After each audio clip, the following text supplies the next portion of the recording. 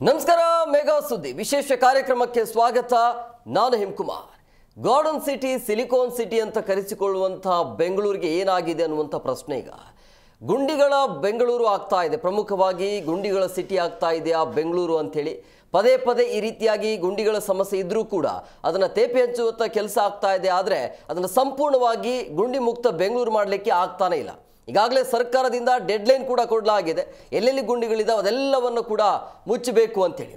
Brand Bengaluru ಅನ್ನುವಂಥ ಹೆಸರಿನಲ್ಲಿ ಈ ರೀತಿಯ ಗುಂಡಿಗಳ ಸಮಸ್ಯೆ ಇದ್ರೆ ಎಲ್ಲಿಂದ ಬ್ರ್ಯಾಂಡ್ ಬೆಂಗಳೂರು ಆಗುತ್ತೆ ಅನ್ನೋದು ಕೇವಲ ಹೆಸರು ಮಾತ್ರ ಬದಲಾವಣೆ ಆಗ್ತಾ ಇದೆ. ಆದರೆ ಬೆಂಗಳೂರಿನಲ್ಲಿರುವಂಥ ಸಮಸ್ಯೆಗಳು ಹಾಗೆ ಇದ್ದಾವೆ ಅನ್ನುವಂಥ ಪ್ರಶ್ನೆಗಳು ಹುಟ್ಕೊಳ್ತಾ ಇದೆ. ಯಾಕೆ ಈ ರೀತಿಯ ಗುಂಡಿಗಳ ಸಮಸ್ಯೆ ಆಗ್ತಾ ಇದೆ, ಇದಕ್ಕೆ ಪರಿಹಾರ ಏನು, ಈ ಗುಂಡಿಯಿಂದಾಗ ಆಗುವಂಥ ಸಮಸ್ಯೆಗಳೇನು, ಒಂದು ವೇಳೆ ಏನಾದರೂ ಅಪಘಾತ ಆಯಿತು ಅಂದರೆ ಯಾರು ಹೊಣೆ ಇದಕ್ಕೆಲ್ಲ, ಯಾಕೆ ಈ ರೀತಿಯ ನಿರ್ಲಕ್ಷ್ಯ ಆಗ್ತಾ ಇದೆ, ಇನ್ನು ಒಂದು ವಾರ ಮಾತ್ರ ಡೆಡ್ಲೈನ್ ಇರುವಂಥದ್ದು, ಅಷ್ಟರೊಳಗಡೆ ನೀವು ಗುಂಡಿಗಳನ್ನು ಮುಕ್ತಾಯ ಮಾಡಬೇಕು ಅಂತೇಳಿ ಆಲ್ಮೋಸ್ಟ್ ಆಲ್ ಎಲ್ಲ ಕಡೆ ಆಗಿಲ್ಲ. ಅದು ಈಗ ಅರ್ಜೆಂಟ್ಗೆ ತೇಪೆ ಹಾಕುವಂಥ ಕೆಲಸ ಆಗ್ತಿದೆ. ಅದು 1 ತಿಂಗಳೋ 2 ತಿಂಗಳ ಇರುತ್ತೆ, ಮತ್ತೆ ಅದು ಬಾಯಿ ತೆರೆದು ಇರುವಂಥದ್ದು. ಸೊ ಹಂಗಾಗಿ ಇದೆಲ್ಲ ಸಮಸ್ಯೆ ಇದ್ರೂ ಕೂಡ ಯಾಕೆ ಇದಕ್ಕೆ ಪರಿಹಾರ ಸಿಗ್ತಾ ಇಲ್ಲ ಅಂತ ಎಲ್ಲದ್ರ ಬಗ್ಗೆ ಚರ್ಚೆ ಮಾಡ್ತೀವಿ. ಇದೇ ಇವತ್ತಿನ ವಿಶೇಷ.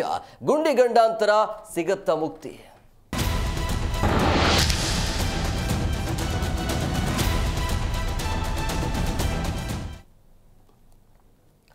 ಬೆಂಗಳೂರಿನಲ್ಲಿರುವಂತಹ ಗುಂಡಿಗಳನ್ನು ಮುಚ್ಚೋದಕ್ಕೆ ಈಗ ಡೆಡ್ಲೈನ್ ಕೊಡಲಾಗಿದೆ.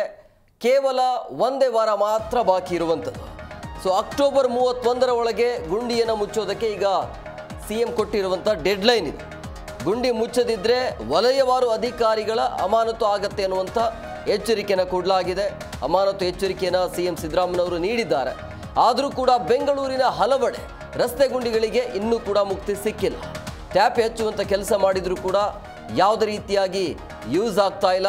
ಜಾಗತಿಕ ಮಟ್ಟದಲ್ಲಿ ಬೆಂಗಳೂರಿನ ಮರ್ಯಾದೆ ಅಂತೂ ಹರಾಜಾಗ್ತಾ ಇದೆ. ಸೋಷಿಯಲ್ ಮೀಡಿಯಾದಲ್ಲೂ ಕೂಡ ಇದೇ ಟ್ರೆಂಡಲ್ಲಿದೆ. ತಿಂಗಳಾದರೂ ಕೂಡ ಯಾಕೆ ಗುಂಡಿಯನ್ನು ಮುಚ್ಚುವಂಥ ಕೆಲಸ ಕಾರ್ಯ ಆಗ್ತಾ ಇಲ್ಲ ಅನ್ನೋದು. ಗುಂಡಿಗಳ ಬಗ್ಗೆ ITBT ದಿಗ್ಗಜರಿಂದ ಸರ್ಕಾರಕ್ಕೆ ಚಾಟಿ ಬೀಸುವಂಥ ಕೆಲಸ ಕೂಡ ಆಯಿತು. ಆಮೇಲೆ ಕೆಲವೊಂದಿಷ್ಟು ಕಂಪ್ನಿಗಳು ಕೂಡ ಬಿಟ್ಟು ಹೋದವು. ಸರಿಯಾದ ರೀತಿಯಲ್ಲಿ ಬೆಂಗಳೂರಿನಲ್ಲಿ ಸರಿಯಾದ ಸಮಯಕ್ಕೆ ತಲುಪಲಿಕ್ಕೆ ಆಗ್ತಾ ಇಲ್ಲ. ಗುಂಡಿ ಸಮಸ್ಯೆ ಆಗಿರ್ಬೋದು, ಮಳೆ ಬಂದರೆ ಮತ್ತೊಂದು ಸಮಸ್ಯೆ, ನಾನಾ ಸಮಸ್ಯೆಗಳಿದ್ದಾವೆ. ಸೊ ಹಂಗಾಗಿ ಬೆಂಗಳೂರು ಸಹವಾಸ ಬೇಡವೇ ಬೇಡ ಅಂತ ITBT ಕಂಪನಿಗಳು ಈಗ ಹಿಂದೇಟನ್ನು ಹಾಕ್ತಾ ಇರುವಂಥದ್ದು. ರಸ್ತೆ ಗುಂಡಿ ಮುಚ್ಚೋದಕ್ಕೆ ಮಳೆರಾಯನ ಒಂದು ಕಡೆ ಕಾಟ ಇದೆಯಂತೆ, ಹಂಗಾಗಿ ಇದು ಡಿಲೇ ಆಗ್ತಾ ಇದೆ ಅನ್ನೋದು. ಸೊ 31 ಇನ್ನು 1 ವಾರ ಮಾತ್ರ ಡೆಡ್ಲೈನ್ ಇರುವಂಥದ್ದು. 1 ವಾರದಲ್ಲಿ ದೃಶ್ಯಾವಳಿಯಲ್ಲಿ ಕೂಡ ನೀವು ಗಮನಿಸ್ತಾ ಇದ್ರಿ, ಅದೆಲ್ಲವೂ ಕೂಡ ಕ್ಲಿಯರ್ ಆಗತ್ತಾ, ಗುಂಡಿ ಮುಕ್ತ ಬೆಂಗಳೂರು ಆಗಲಿಕ್ಕೆ ಸಾಧ್ಯನಾ, ಯಾಕೆ ಹಿಂಗಾಗತ್ತೆ ಅಂತೇಳಿ. ಎಷ್ಟೋ ಸರ್ಕಾರಗಳು ಬರುತ್ತೆ ಹೋಗುತ್ತೆ, ಬಟ್ ಆದರೆ ರಸ್ತೆಗಳು ಯೋಜನೆ ಬರುತ್ತೆ, ಬಟ್ ಈ ಇರುವಂಥ ಸಮಸ್ಯೆಗಳನ್ನು ಸರಿ ಮಾಡೋದಿಲ್ಲ ಅನ್ನೋದು. ಈ ವಿಚಾರಕ್ಕೆ ಸಂಬಂಧಪಟ್ಟಂತೆ ಈಗ ಮಹೇಶ್ವರ್ ಅವರು ಕೂಡ ಮಾತನಾಡಿದ್ದಾರೆ. ಏನು ಹೇಳಿದ್ದಾರೆ ಕೇಳೋಣ ಬನ್ನಿ. ಗುಂಡಿಯ ವಿಚಾರವಾಗಿ ಮುಚ್ಚೋದಿನ್ನು ಎಷ್ಟು ಬಾಕಿ ಇದೆ, ಗುಂಡಿ ಎಷ್ಟಿದೆ? ಗುಂಡಿ ಈಗ ಸತತವಾಗಿ ಮಳೆ ಬೀಳ್ತಾ ಇದೆ ಲಾಸ್ಟ್ 4 ವಾರದಿಂದ. ಅದಕ್ಕೆ ನಾವು ಅದರ ಬಗ್ಗೆ ಪರಿಶೀಲನೆ ಮಾಡ್ತೇವೆ. ಎಷ್ಟು ಈಗ ಬಂದಿದೆ, ಎಷ್ಟು ಕಂಪ್ಲೇಂಟ್ಸ್ ಬಂದಿದೆ, ಅದನ್ನೆಲ್ಲ ನೋಡಿಕೊಂಡು ಸ್ವಲ್ಪ ಮುಂದಕ್ಕೆ ಕ್ರಮ ತಗೊಳ್ತೀವಿ. 31 ತಾರೀಕು ಒಳಗಡೆ ಆಗುತ್ತೆ ಸರ್. ಸಿಎಂ ಬೇರೆ ಡೆಡ್ಲೈನ್ ಕೊಟ್ಟಿದ್ದಾರೆ. ಸಿಎಂರು ಒಂದು ಡೆಡ್ಲೈನ್ ಕೊಟ್ಟಿದ್ರು. ಮಾತ್ರ ಈಗ ಲಾಸ್ಟ್ 1 ವೀಕಿಂದ ಸ್ವಲ್ಪ ಮಳೆ ಜಾಸ್ತಿ ಇದೆ. ಅದು ಹೇಗೆ ಮಾಡಬೇಕು, ಯಾಕಂದರೆ ನಾವು ಮಳೆಗಾಲದಲ್ಲಿ ಗುಂಡಿ ಮುಚ್ಚಿದ್ರೂ ಸಹ ಇನ್ನೂ ಜಾಸ್ತಿ ಆಗಲಿಕ್ಕೆ ಚಾನ್ಸಸ್ ಇದೆ. ಸ್ವಲ್ಪ ಒಂದು 2-3 ದಿವಸ ವೆಯ್ಟ್ ಮಾಡಿ ನೋಡ್ತೀವಿ. ಗುಂಡಿ ಮುಚ್ಚೋದಿನ್ನು ಎಷ್ಟು ಬಾಕಿ ಇದೆ, ಗುಂಡಿ ಎಷ್ಟಿದೆ? ಗುಂಡಿ ಈಗ ಸತತವಾಗಿ ಮಳೆ ಬೀಳ್ತಾ ಇದೆ ಲಾಸ್ಟ್ 4 ವಾರದಿಂದ. ಅದಕ್ಕೆ ನಾವು ಅದರ ಬಗ್ಗೆ ಪರಿಶೀಲನೆ ಮಾಡ್ತೇವೆ. ಎಷ್ಟು ಈಗ ಬಂದಿದೆ, ಎಷ್ಟು ಕಂಪ್ಲೇಂಟ್ಸ್ ಬಂದಿದೆ, ಅದನ್ನೆಲ್ಲ ನೋಡಿಕೊಂಡು ಸ್ವಲ್ಪ ಮುಂದಕ್ಕೆ ಕ್ರಮ ತಗೊಳ್ತೀವಿ. 31 ತಾರೀಕು ಒಳಗಡೆ ಆಗುತ್ತೆ ಸರ್. ಸಿಎಂ ಬೇರೆ ಡೆಡ್ಲೈನ್ ಕೊಟ್ಟಿದ್ದಾರೆ. ಸಿಎಂರು ಒಂದು ಡೆಡ್ಲೈನ್ ಕೊಟ್ಟಿದ್ರು. ಮಾತ್ರ ಈಗ ಲಾಸ್ಟ್ 1 ವೀಕಿಂದ ಸ್ವಲ್ಪ ಮಳೆ ಜಾಸ್ತಿ. ಈ ಬಗ್ಗೆ ಮಾತನಾಡೋದಕ್ಕೆ ಅತಿಥಿಯವರು ಜಾಯ್ನ್ ಆಗಿದ್ದಾರೆ. ನಾನು ಅವ್ರನ್ನ ಕಾರ್ಯಕ್ರಮಕ್ಕೆ ವೆಲ್ಕಮ್ ಮಾಡ್ತೀನಿ. ಮೊದಲನೇದಾಗಿ ಹೋರಾಟಗಾರ್ತಿ ಮರಿಯಾ ಹುಸೇನ್ ಅವರು. ಮೇಡಮ್, ಕಾರ್ಯಕ್ರಮಕ್ಕೆ ಆತ್ಮೀಯವಾದಂಥ ಸ್ವಾಗತ. ನಮಸ್ಕಾರ. ಹಾಗೆಯೇ ಸಾಮಾಜಿಕ ಕಾರ್ಯಕರ್ತರಾಗಿರುವಂಥ ಹನುಮೇಗೌಡರ ಕಾರ್ಯಕ್ರಮಕ್ಕೆ ಆತ್ಮೀಯವಾದಂಥ ಸ್ವಾಗತ. ಹಾಗೆಯೇ ರಾಜಕೀಯ ವಿಶ್ಲೇಷಕರು ಇನ್ನೂ ಕೆಲವೇ ಕ್ಷಣಗಳಲ್ಲಿ ಜಾಯ್ನ್ ಆಗ್ತಾರೆ. ಪ್ರಮುಖವಾಗಿ ಹನುಮೇಗೌಡರ ನಿಮ್ಮ ಹತ್ರನೇ ಬರ್ತೀನಿ. ಈ garden city, Bengaluru silicon city ಅಂತ ಕರಿತೀವಿ, ಬಟ್ ಈಗಿನ ಪರಿಸ್ಥಿತಿ ನೋಡಿದಾಗ ಏನು ಅನ್ಸುತ್ತೆ ನಿಮಗೆ? ಹಿಂದೆ BJP ಸರ್ಕಾರದ ಅವಧಿಯಲ್ಲಿ ಗಾರ್ಬೇಜ್ ಸಿಟಿ ಆಗಿತ್ತು, ಅಂದರೆ ಕೊಳಕು ಸಿಟಿ ಅನ್ನುವಂಥದ್ದು ಇಡೀ ಜಗತ್ತಿಗೆ ತಲುಪಿಬಿಟ್ಟಿತ್ತು. ಈಗ ಕಾಂಗ್ರೆಸ್ನ ಅಧಿಕಾರದ ಅವಧಿಯಲ್ಲಿ ಗುಂಡಿಗಳ ಸಿಟಿ ಅಂತ ಕರಿಬೋದು. ಆದರೆ ಈ ಮಾತನ್ನು ಹೇಳುವಂಥ ಸಂದರ್ಭದಲ್ಲಿ ನನಗೆ ಹಳೆಯದೊಂದು ಸ್ವಲ್ಪ ನೆನಪಾಗತ್ತೆ. ಏನಂದರೆ PWD ಅಂತ ನಮ್ಮ ಏನೊಂದು ಸಾರ್ವಜನಿಕ ಪಬ್ಲಿಕ್ ವರ್ಕ್ ಡಿಪಾರ್ಟ್ಮೆಂಟ್ ಇದೆಯಲ್ಲ, ಅದನ್ನು ನಾವು ಪ್ಯಾಚ್ ವರ್ಕ್ ಡಿಪಾರ್ಟ್ಮೆಂಟ್ ಅಂತ ಕರಿತಿದ್ವಿ. ಅಂದರೆ ರಸ್ತೆನಲ್ಲಿ ಬರೀ ಪ್ಯಾಚಸ್ಸೇ ಕಾಣ್ತಾ ಇತ್ತು, ಗುಂಡಿಗಳಿರಲಿಲ್ಲ. ಆಗ ನಾನು ಹೇಳ್ತಾ ಇರೋದು 1980ಸ್ದು. ಆ ಸಂದರ್ಭದಲ್ಲಿ ಬರೀ ಪ್ಯಾಚಸ್ಸೇ ಇರೋದು. ಈಗ ಬೆಂಗಳೂರಿನಲ್ಲಿ ಇರುತ್ತಲ್ಲ ನೈಸಾಗಿ ಕೆಲವೊಮ್ಮೆ, ಅಂದರೆ ಈಗಿಂದಲ್ಲ, ಈಗ ವಾತಾವರಣ ಅಲ್ಲ ನಾನು ಹೇಳ್ತಾ ಇರೋದು, ಈ ಹಿಂದೆ ರಸ್ತೆ ಮಾಡೋದಾಗಿರ್ತದಲ್ಲ, ಆ ರೀತಿಯ ಒಂದು ರಸ್ತೆ ನೋಡಬೇಕು ಅಂದರೆ ಕಡಿಮೆ ಅಂದರೆ ಒಂದು 5-6 ವರ್ಷ ಆದಮೇಲೆ ಆ ರಸ್ತೆ ಏನಾದರೂ ಮಾಡ್ತಾಯಿದ್ರು. ಆದರೂ ಆ ರಸ್ತೆ ಏನೋ ನಿರ್ಭೀತಿಯಿಂದ ಸೈಕಲಲ್ಲಿ ಹೋಗ್ತಾ ಇದ್ವಿ, 2 ವೀಲರಲ್ಲಿ ಹೋಗ್ತಾ ಇದ್ವಿ ಅವತ್ತಿಗೆ. ಆದರೆ ಇವತ್ತು ಗುಂಡಿ ಎಲ್ಲ ರಸ್ತೆ ಹುಡ್ಕೊಂಡು ಹೋಗಬೇಕಾಗಿದೆ. ಅಂದರೆ ಎಲ್ಲಿದೆ ರಸ್ತೆ ಅಂತ ಗುಂಡಿಗಳ ಮಧ್ಯದಲ್ಲಿ ಹುಡ್ಕೊಂಡು ಹೋಗಬೇಕಾಗಿದೆ. ಇದಕ್ಕೆ ಪ್ರಮುಖವಾದಂಥ ಕಾರಣ ಇರುವಂಥದ್ದು ಒಂದು ಕಾಂಟ್ರಾಕ್ಟರ್, ಅವರಿಗೆ ಜವಾಬ್ದಾರಿ ಇಲ್ಲದೆ ಇರೋಂಥದ್ದು. ಗುತ್ತಿಗೆ ಕೊಡ್ತಿರಲ್ಲ, ಗುತ್ತಿಗೆ ಕೊಟ್ಟಂಥ ಸಂದರ್ಭದಲ್ಲಿ ಅದರ ಕ್ವಾಲಿಟಿಯನ್ನು ಚೆಕ್ ಮಾಡಬೇಕಲ್ಲ. ಕ್ವಾಲಿಟಿ ಚೆಕ್ ನಡೀತಾ ಇದೆಯಾ ಅಂತಂದರೆ ನಡೆಯಲ್ಲ. ಯಾಕೆ ನಡೆಯಲ್ಲ ಅಂತ ಹೇಳಿದರೆ, ಯಾರು ಏನು ಬೇಕಾದರೂ ಹೇಳಿ, ಯಾವುದೇ ಪಾರ್ಟಿಗಳಿರ್ಬೋದು, ಯಾವುದೇ ಪಕ್ಷಗಳು, ಯಾವುದೇ ಸರ್ಕಾರಗಳು, ಯಾರೇ ಬಂದೋಗಲಿ, ಎಲ್ಲರೂ ಹೇಳೋದು ನಾವು ಪ್ರಾಮಾಣಿಕರು ಅಂತಲೇ. ನಿಜಕ್ಕೂ ಅವರ ಆತ್ಮಸಾಕ್ಷಿ, ಅವರ ಆತ್ಮದ್ರೋಹ ಇಲ್ಲದೆ ಜನತೆಯ ಮುಂದೆ ಏನಾದರೂ ಈ ಕಾಂಟ್ರಾಕ್ಟ್ರು ಹೇಳ್ತೀವಿ ಅನ್ನೋದಾದರೆ ಕ್ವಾಲಿಟಿ ಇರಲ್ಲ, ಅದಕ್ಕೆ ಪರ್ಸೆಂಟೇಜ್ ಇರಲ್ಲ.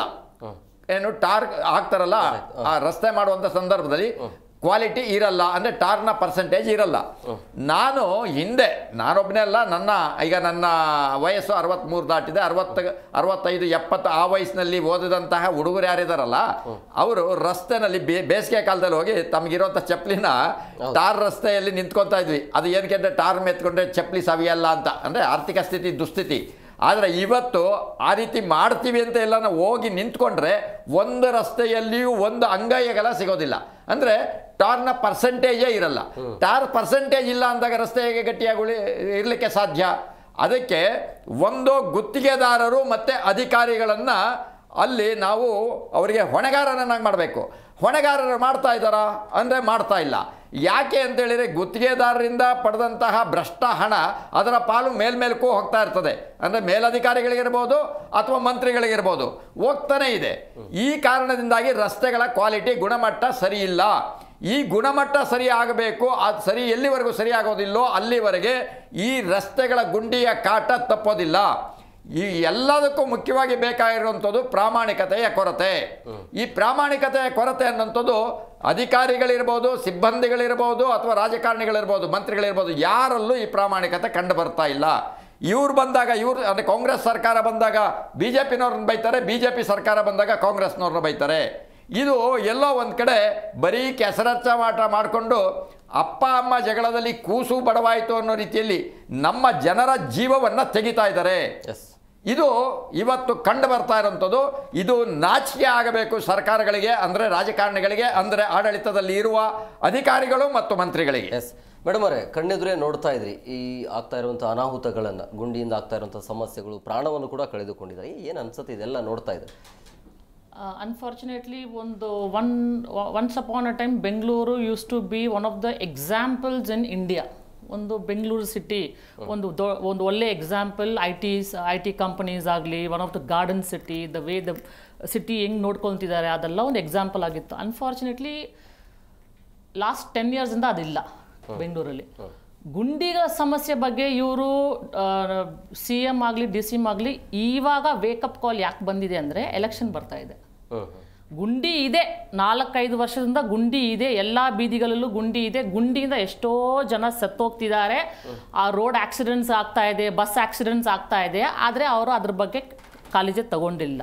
ಇನ್ನೊಂದೇನೆಂದರೆ ಇದಕ್ಕೆ ಮುಖ್ಯವಾದ ವೇರಿಯಸ್ ಕಾರಣಗಳಿರ್ಬೋದು. ಮುಖ್ಯವಾದ ಕಾರಣ ಸರ್ ಹೇಳಿದ ಥರ ಕರಪ್ಷನ್ ಇರೋದ್ರಿಂದ ಯಾವುದೇ ಸರ್ಕಾರ ಬಂದ್ರೂ, BJP ಸರ್ಕಾರ ಬಂದ್ರೂ, ಕಾಂಗ್ರೆಸ್ ಸರ್ಕಾರ ಬಂದ್ರೂ ಪ್ರಶ್ನೆ ಮಾಡೋ ನೈತಿಕತೆಯನ್ನು ಕಲ್ಕೊಂಡ್ಬಿಟ್ಟಿದ್ದಾರೆ. ಕಾಂಗ್ರೆಸ್ ಆಗಲಿ BJP ಆಗಲಿ, ಯಾವುದೇ ಒಂದು ಕಾಂಟ್ರಾಕ್ಟ್ರು, ಯಾವುದೋ ಒಂದು ಗೌರ್ಮೆಂಟ್ ಡಿಪಾರ್ಟ್ಮೆಂಟ್ ಅವ್ರ ಹತ್ರ ಹೋಗ್ಬಿಟ್ಟು ನೀವು ಯಾಕೆ ಈ ಕೆಲಸವನ್ನು ಮಾಡಿಲ್ಲ. ಎಕ್ಸಾಂಪಲು, CM ಒಂದು DCM ಹೈಯೆಸ್ಟ್ ಪೊಸಿಷನ್ ಹೋಲ್ಡ್ ಮಾಡೋರು 1 ತಿಂಗಳು 2 ತಿಂಗಳು 3 ತಿಂಗಳು ಟೈಮ್ ಕೊಡ್ತಾನೇ ಬರ್ತಿದ್ದಾರೆ, ಗುಂಡಿಗಳು close ಮಾಡೋಕ್ಕಾಗ್ತಿಲ್ಲ.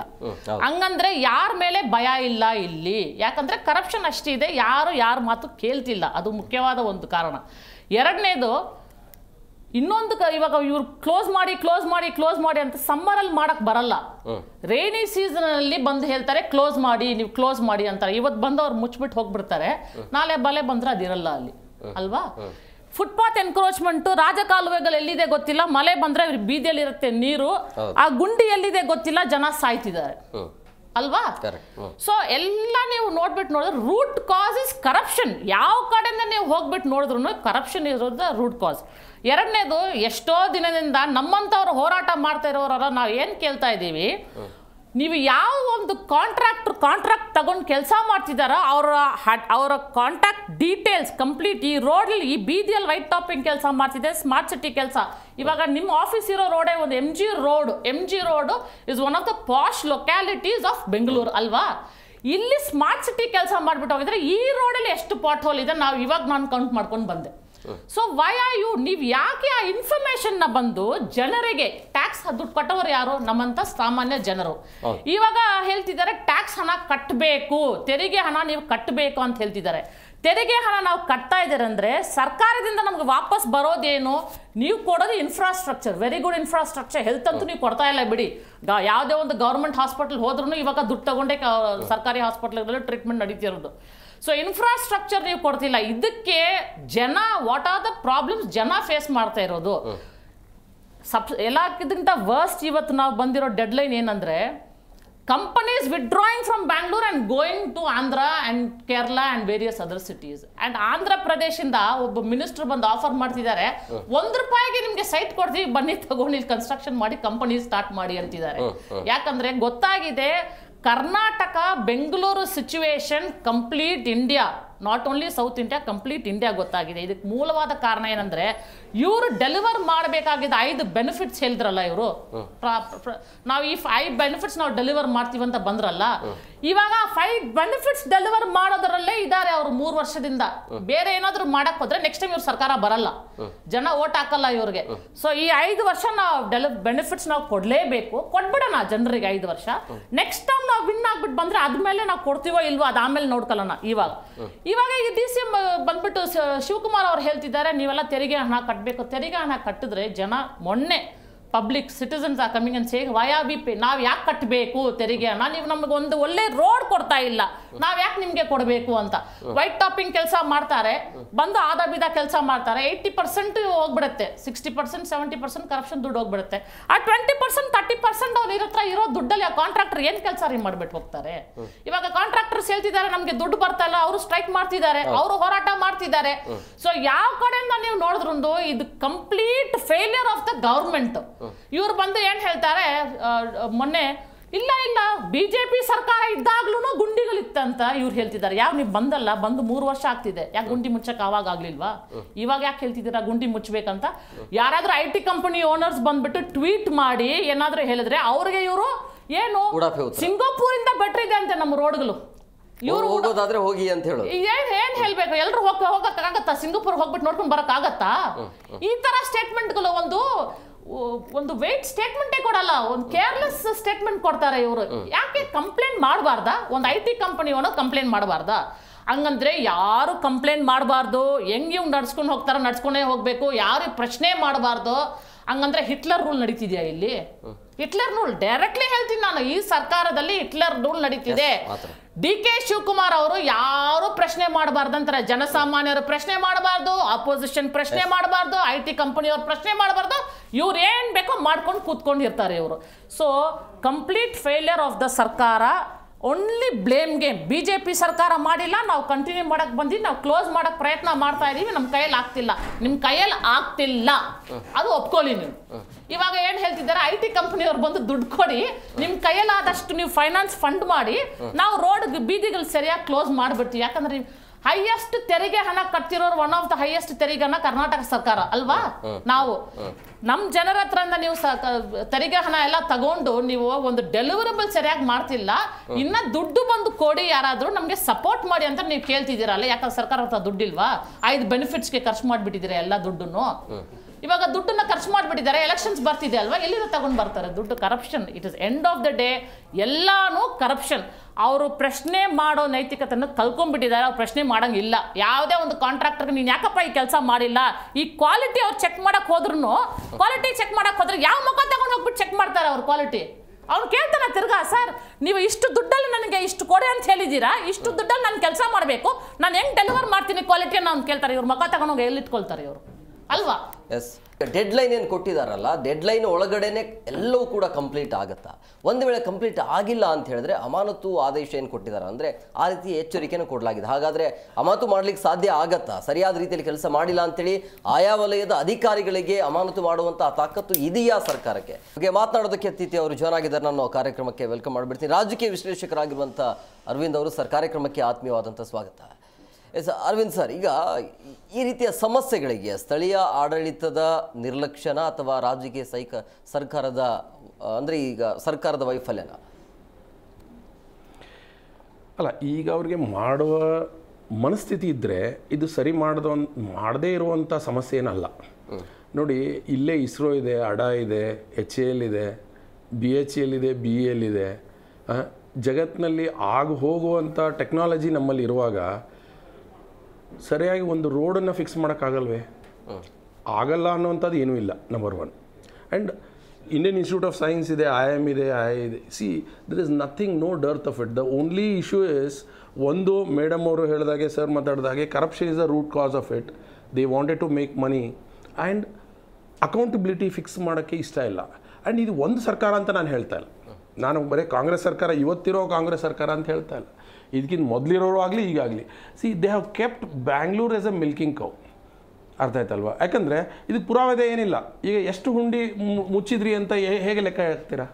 Is it possible to name, number and then keep accountability? So ಬಿಹಾರಲ್ಲಿ ಹೇಳಿದ್ರಲ್ವ, ಇಷ್ಟು ಎತ್ತಿದ್ವು, ಅದಕ್ಕೆ ನಾವು ಹುಲ್ಲು ಹಾಕಿದ್ವಿ. ಹುಲ್ಲೆಲ್ಲಿ ಅಂತ ಕೇಳಿದ್ರೆ ಹುಲ್ಲು ಎತ್ತು ತಿಂದಾಯಿತು. ಹುಲ್ಲು ಆಕಳಗಳಲ್ಲಿ ಎತ್ತಲ್ಲಿ ಅಂದರೆ ಅವು ಸತ್ತೋಯ್ತು. ಈಗ ಹೀಗೆ ಅಂದರೆ ಅಲ್ಟಿಮೇಟ್ಲಿ ಇವರು ಪೇಪರಲ್ಲಿ ಚೆಕ್ ಮಾಡಿದಾಗ ನೀವು CAG ಕಳಿಸಿದ್ರೆ, ಅಕೌಂಟೆಂಟ್ ಜನರಲ್ ಆಫ್ ಇವ್ರಿಗೆ ಕಳಿಸಿದ್ರು ಅಲ್ಲಿ ಯಾವುದೂ ಸಮಸ್ಯೆ ಗೊತ್ತಾಗಲ್ಲ. ಇವರೆಲ್ಲ ಹ್ಯಾಂಡ್ ಇನ್ ಗ್ಲೋ. ಅರ್ಥ ಆಯ್ತಲ್ವಾ? And even political parties, I will beg to differ, I will openly tell that they are same political parties divided by different names ಅಷ್ಟೇ. ಓಕೆ, ನಾನು ಅದಕ್ಕೆ ಹೇಳೋದು ಯಾವಾಗಲೂ, divided by name and united by corruption. So ಹಾಗಾಗಿ ಅವ್ರಿಗೆ vested interest ಇರೋದ್ರಿಂದ ಇವರ ಮಗಳು ಅವನಿಗೆ ಸೊಸೆಯಾಗಿರ್ತಾಳೆ, ಅವನ ಮಗ ಇವನಿಗೆ ಅಳಿಯಾಗಿರ್ತಾರೆ. ಇಲ್ಲಿ ಬಂದ್ಬಿಟ್ಟು ನಮ್ಮ ಎದುರುಗಡೆ ಇವರು ಲವಿ ಡವಿ ಆಟ ಆಡೋದು. And we have to recognise this. Okay, so this is very clear cut case of everybody is complicit. ನಾನು ಒಂದೇ ಸೆಂಟೆನ್ಸಲ್ಲಿ ಹೇಳಬೇಕಾದ್ರೆ. ಮತ್ತು ಟೆಕ್ನಿಕಲಿ ನೋಡೋದಾದರೆ, ನೀರು ಹರಿಲಾರ್ದಾಗೆ ನೋಡಿಕೊಂಡ್ರೆ ಗುಂಡಿ ಉಳಿಯುತ್ತೆ, ಗುಂಡಿ ಬೀಳಲಾರ್ದು ಉಳಿಯುತ್ತೆ. ಅಲ್ಲಿಂದ ಅಲ್ಲಿಗೆ ಸ್ಲೋಪ್ ಕೊಟ್ಬಿಟ್ರೆ ಆಗೋಯ್ತು. ಅದರ ಮಧ್ಯದಲ್ಲಿ ಚಾನೆಲ್ಸ್ ಕೊಟ್ಟರೆ ನೀರು ಹಿಂಗೆ ಹೋಗುತ್ತೆ. ಅದು ಎಲ್ಲಿ ಮಾಡಿದ್ದಾರೆ? ನೀರನ್ನೇ ಹಿಂಗೆ ಹೋಗುವಂಥ ರೋಡನ್ನು ಕಟ್ಟಿ 50 ವರ್ಷ ಆಗೋಯ್ತು ಬೇರೆ ದೇಶದಲ್ಲಿ. ಅರ್ಥ ಆಯ್ತಲ್ವ? Means water will never flow. ನೀರು ಬಿದ್ದರೆ ಅಲ್ಲೇ ಕೆಳಗೆ ಹೋಗುತ್ತೆ.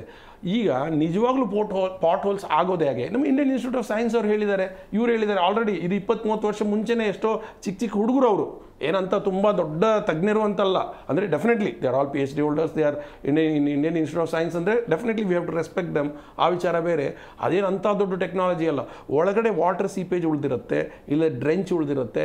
ಅದು ಪ್ರತಿ ಬಾರಿ ಅಲ್ಲಿ ಯೂಸ್ ಆಗುವಾಗ ಅಲ್ಲಿ ಬಿಟ್ಕೊಳ್ಳುತ್ತೆ. ಒಂದು ಇವ್ರದ್ದು. ಇನ್ನೊಂದು ನಾನು ಹೇಳ್ತಾ ಇದ್ದೀನಿ, ಸಬ್ ಕ್ವಾಲಿಟಿ ಯೂಸ್ ಆಫ್ ಮಟೀರಿಯಲ್ಸ್. ಬಿಟುಮಿನ್ ಏನು ಯೂಸ್ ಮಾಡ್ತಾರೆ, ಇದೇ MRPL ನಮ್ಮ ಮಂಗಳೂರಲ್ಲಿ, ಅಂದರೆ ನಮ್ಮ ಕರ್ನಾಟಕದಲ್ಲಿ ಇರುವಂಥ MRPL 60,000 ಟನ್ಗೆ, ಒಂದು ಟನ್ನಿಗೆ 60,000 ರೂಪಾಯಿ ಚಾರ್ಜ್ ಮಾಡಿ ಕೊಡ್ತಾರೆ.